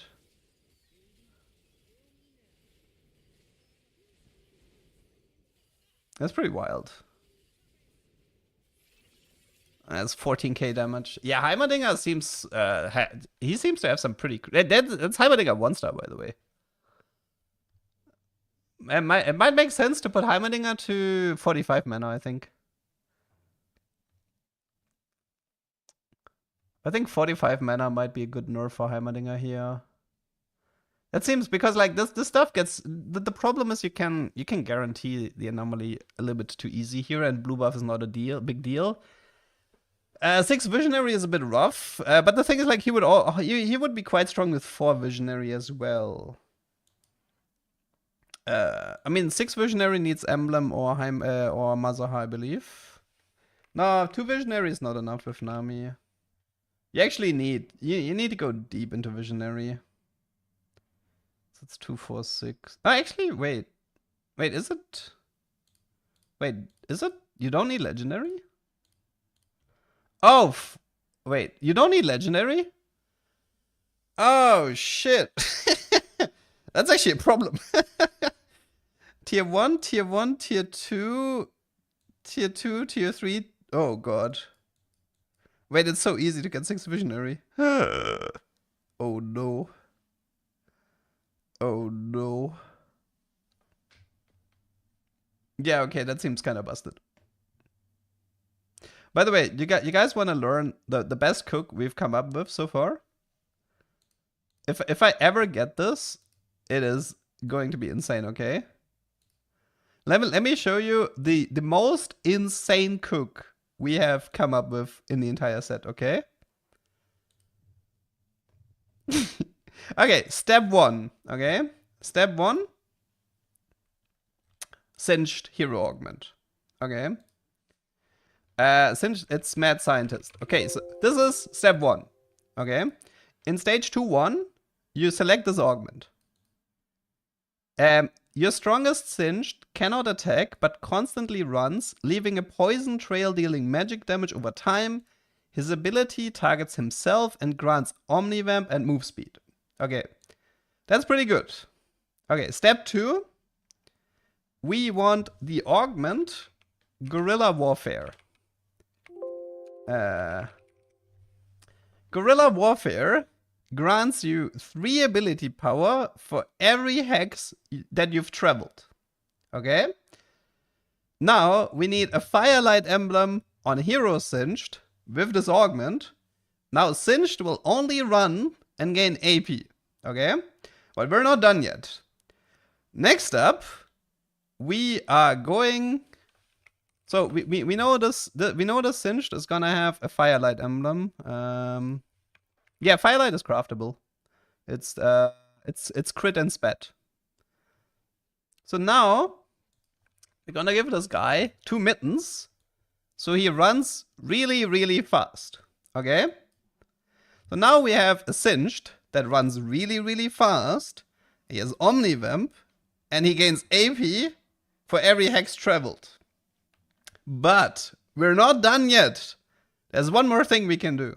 There's one more thing. We're not done yet. Now, in stage... it does better if it has a lot of condition, as long as it's funny. There's one more thing, which is called Magic Armor. Oh, wait. It's something called with magic. Mage Armor, sorry. Okay, so now we're going to give him Mage Armor. Gain Armor and MR equal to 40% of your ability power.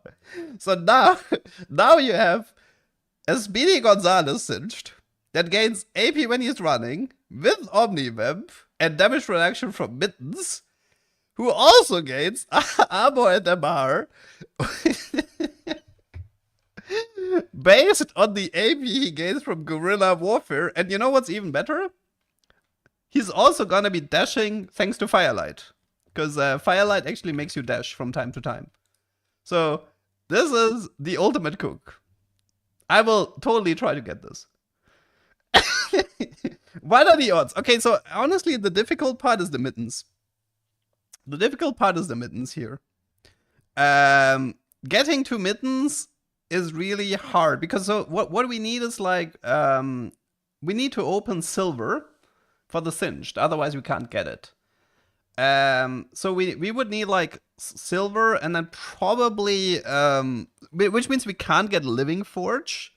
So we're kind of reliant on Artifactory, and then we need the random artifacts from Artifactory to give us mittens, which is, yeah, that's gonna suck a bit. And also, we probably need like a spatula or a firelight crest from augments. So yeah, the anomaly is actually really easy. So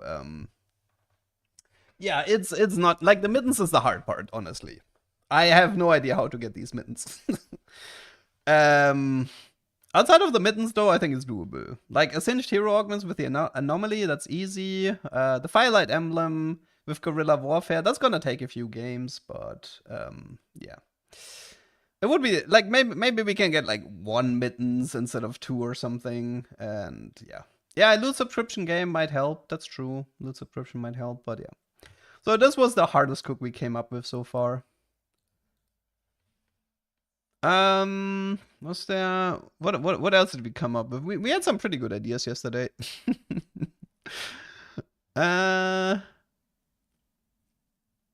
CC immunity support item.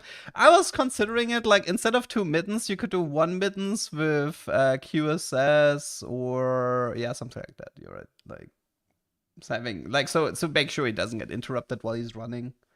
Is there like something that gives infinite CC immunity? It's like Radiant QSS, but I mean, I don't want to rely on that. Oh, Silvermare? Yeah, I guess Silvermare makes you CC immune, that's true. I guess mittens with Silver. Oh yeah, actually Silvermare might work. It's I don't care about the attack speed. That's good. It's 75 armor, 75 MR, and CC immunity. Oh yeah, I guess Silvermare would be good then. Might actually be better. Then Silvermare might be better than double mittens.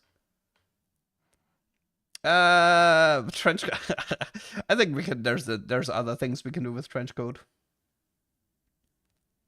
Okay, well, that's so. This is on the to-do list. So the infinite cast Heimerdinger, the running man. Yeah, I have to give him Morello. No, I mean for the throwback.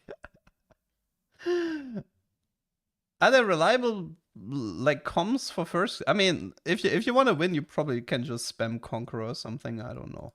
Just spam Conqueror.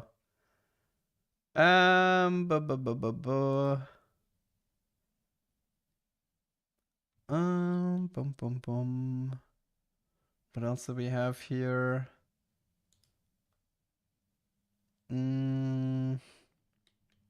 mean, there must be some other stuff. Like the Heimerdinger thing just got discovered, right? So there must be some other stuff that we didn't catch yet. Well, did you look at the Hall of Mirror tech? Yeah, I mean, Hall of Mirror is.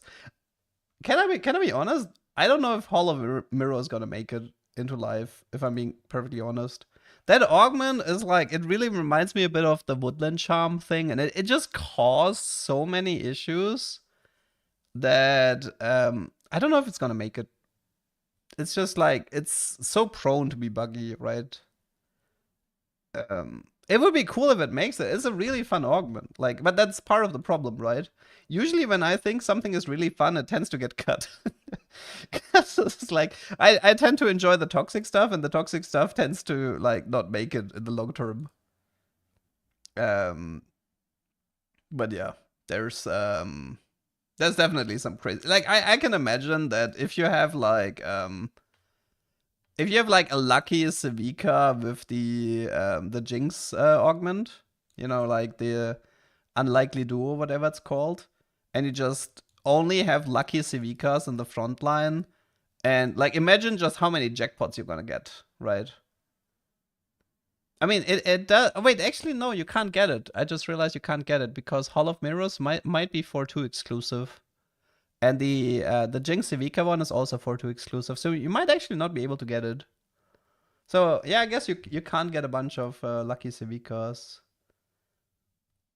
Is it 3 gold always? No. And like, there's a jackpot mechanic. We haven't fully figured it out yet.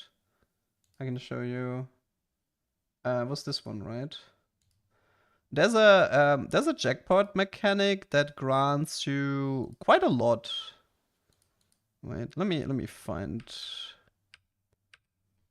When does anybody remember when did we get the cash out? I mean, I can probably just see based on the amount of gold that's on the board.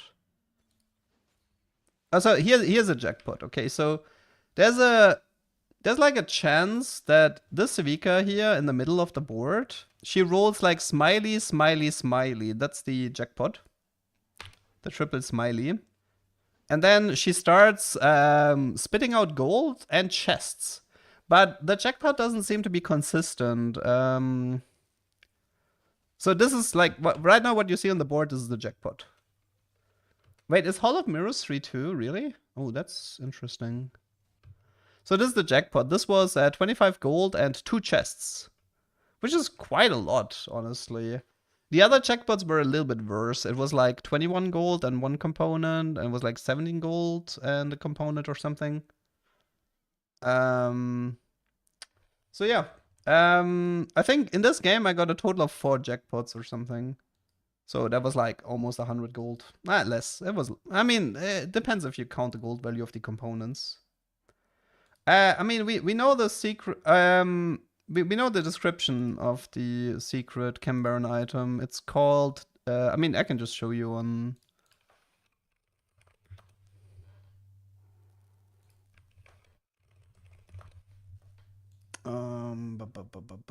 It's like here. Then here. And then here. Okay, so.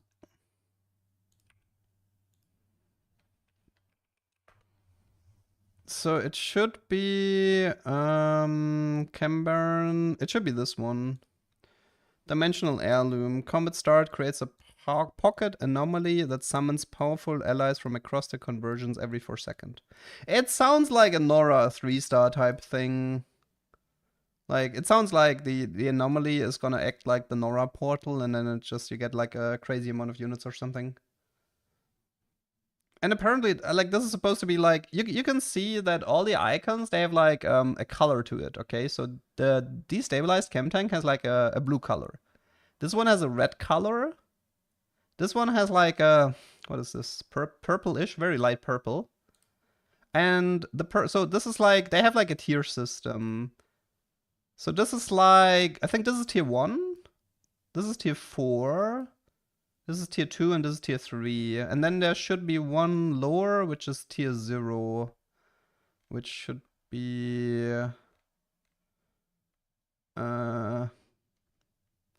this one, the green one. So green is like tier 0. And then, yeah, so you have like 4 tiers in total. Like, and well, technically 5 tiers, depending on how you want to count it.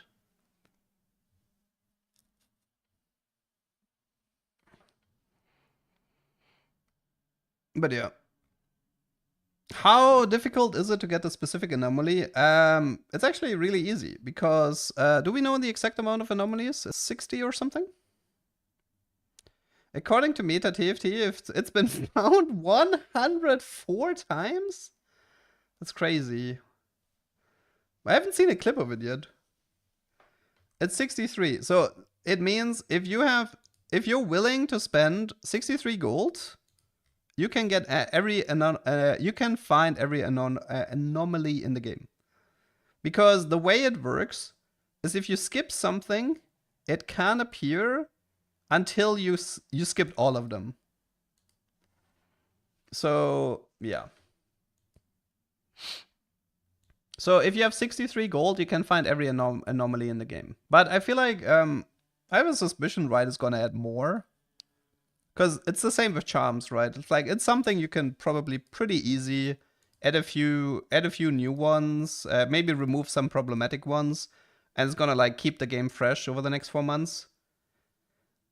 So yeah, that's false. I had 2 of the same in 5 rolls, I believe. Wait, let me check something. Because I rolled a lot. Wait, let me check here in the powder game. Let me see if we have duplicates. I mean, we can check. We have some time right now, right? We have some time, so we can check. Okay, so let's try to pay attention if there's anything we see twice, okay? Everybody pay attention. If you see something twice, I'm just gonna let it roll here. And then we can check. So Unstoppable Force, Dragon Soul, Giant, Center, Stone, Attack Expert, Bully, Headhunter, Avalanche, Dramatic, Kill, Deep Roots, Defense expert, into the unknown, power absorption, eagle eye, share, scuttle, duel, mage. Wait, was mage armor twice? Do we have mage twice? Wait, nah, whatever. I'll just keep rolling. People can tell me in the chat.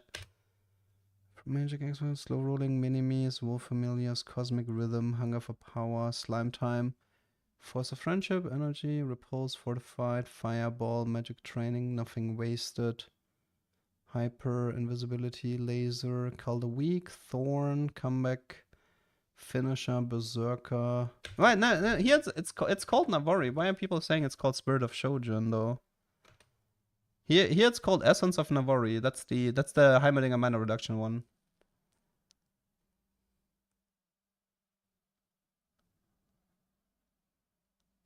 It doesn't feel like I'm getting duplicates, at least. It doesn't feel like it.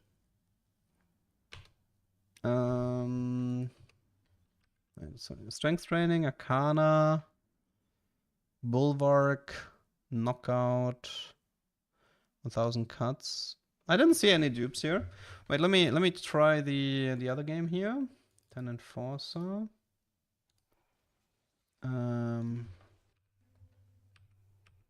I didn't roll as much here, but we can still check.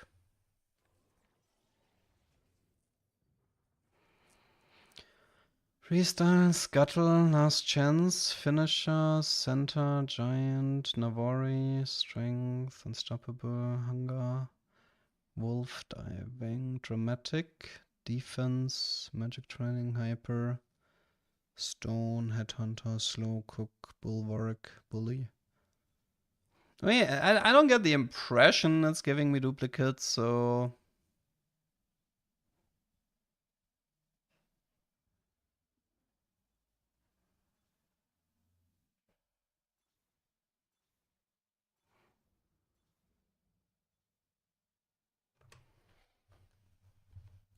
I mean,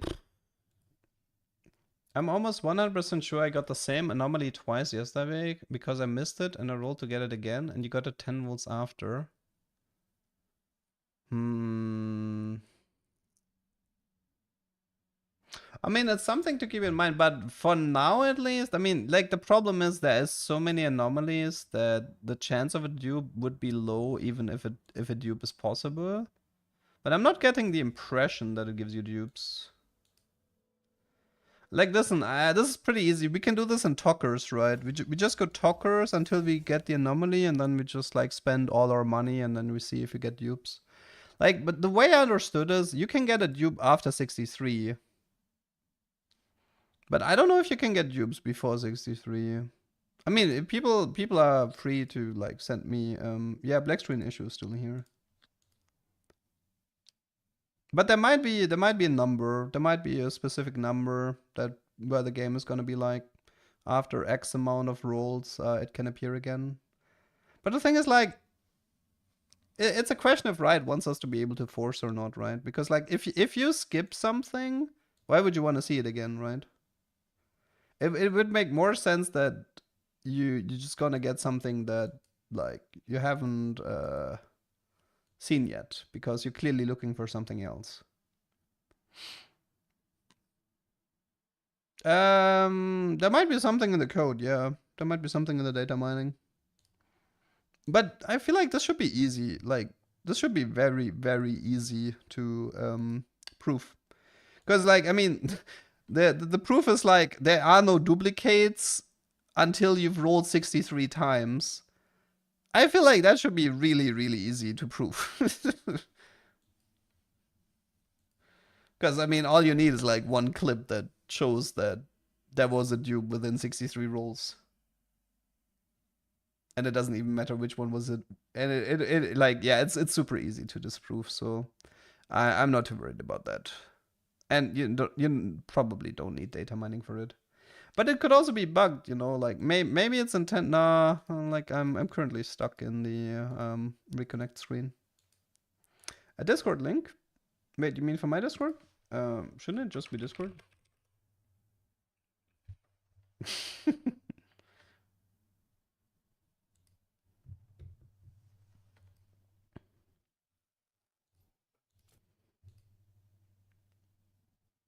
But yeah.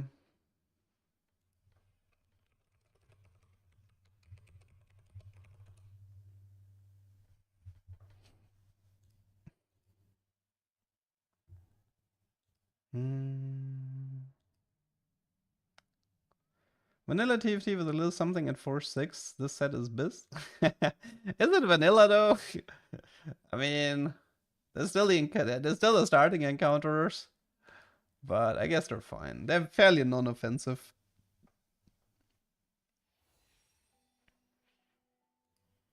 No, I'm pretty sure we still have black screen. I just tried to. Oh wait, right. I think at some point I. Right. I think I hit my client here.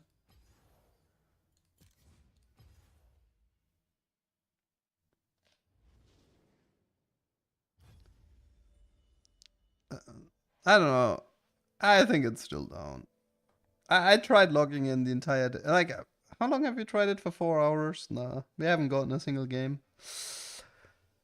It is what it is. I'm happy people can't avoid crab rave anymore. You can't stop smirking about the cinch build, dude. I hope it works, man. I really hope it works.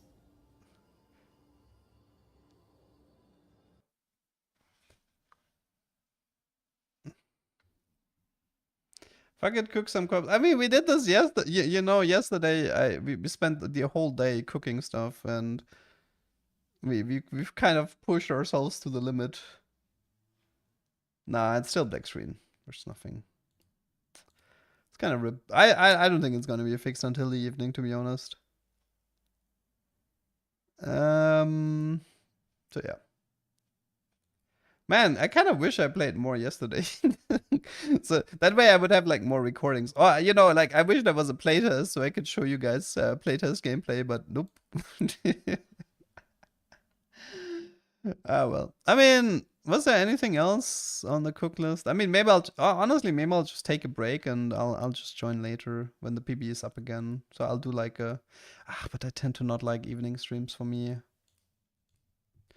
I think I'd be more okay with evening streams if I was living alone. But evening streams when you're living in an apartment, it bugs me a bit. I don't know. Because, like, people want to sleep and shit, like, right? Some people, like, wake up early and have to go to work, and it's awkward if you work with a microphone in the evening. Yeah, I mean, I don't know if it's gonna be fixed within the next 4 hours, but it's like the problem is we just don't know, right? Like I would expect it to be fixed after PBE goes back up, but that's in 5 hours, I think. So 5 hours latest. They might fix it before PBE goes back up, but yeah, I don't know. It has nothing to do with VPN, Grim Nachos. It's literally just the PBE server's ditch. Okay, I think honestly, let's just call it. I don't know. I like we did theory craft all day yesterday, and I don't really have that much. Like I kind of just want to play, right? I kind of just want to play, and instead of like keep theory. I mean, should we theory craft? I don't know. Plan for today, plan for another day. I mean, I didn't plan for PBE to be broken today. That was not my plan. That was not my plan for PBE to be broken today.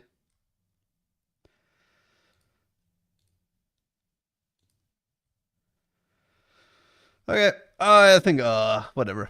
Let's just call it. No, I don't have a comp list. Dude, I played like 3 games of this set. How can I have a comp list?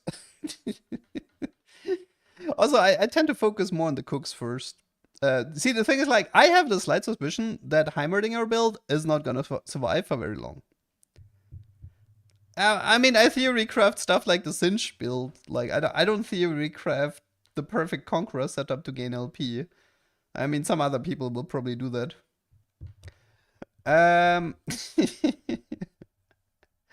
But yeah, I think that Heimerdinger thing is on the top of my list at the moment because I don't think that shit is gonna survive very long. Like that thing is probably gonna get removed within the next days. Because I just can't imagine that Riot would allow like some sort of like Exodia build that is so easily achievable.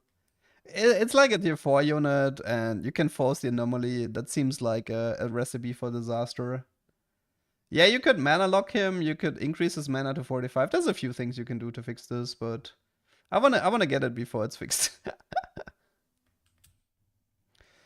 What's the Heimerdinger Exodia build? It's like a setup with Visionary, Mana Flow, and Blue Buff. Like with the correct and a specific anomaly.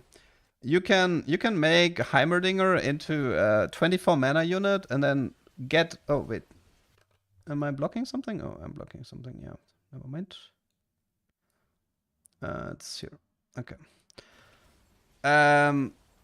Yeah, it's like you need an augment, 6 visionary, blue buff, and a specific anomaly, and then he permacasts.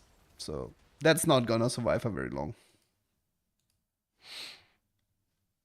But yeah, this is why this is on the top of my list, because yeah, I'm expecting this to get removed. Oogie doogie, guys, I think I'm gonna call it here. I didn't expect for the PBE to be down like this. No, it does not have to be Radiant Blue. Apparently, Blue and Radiant Blue would be the same. Initially I thought it would made initially I thought it was like it was required, but it's not. Okay. So yeah, I'm expecting PBE to be back up in 5 hours. I don't know if I'm gonna stream in the evening though, because I'm not that much of an evening streamer. So yeah, I'll probably be back tomorrow in the morning, and yeah. wait, let me check Moddog Twitter maybe, just to make sure that he didn't post anything about PBE going back up. Moddog Twitter, PBE is still on fire. Okay, rip.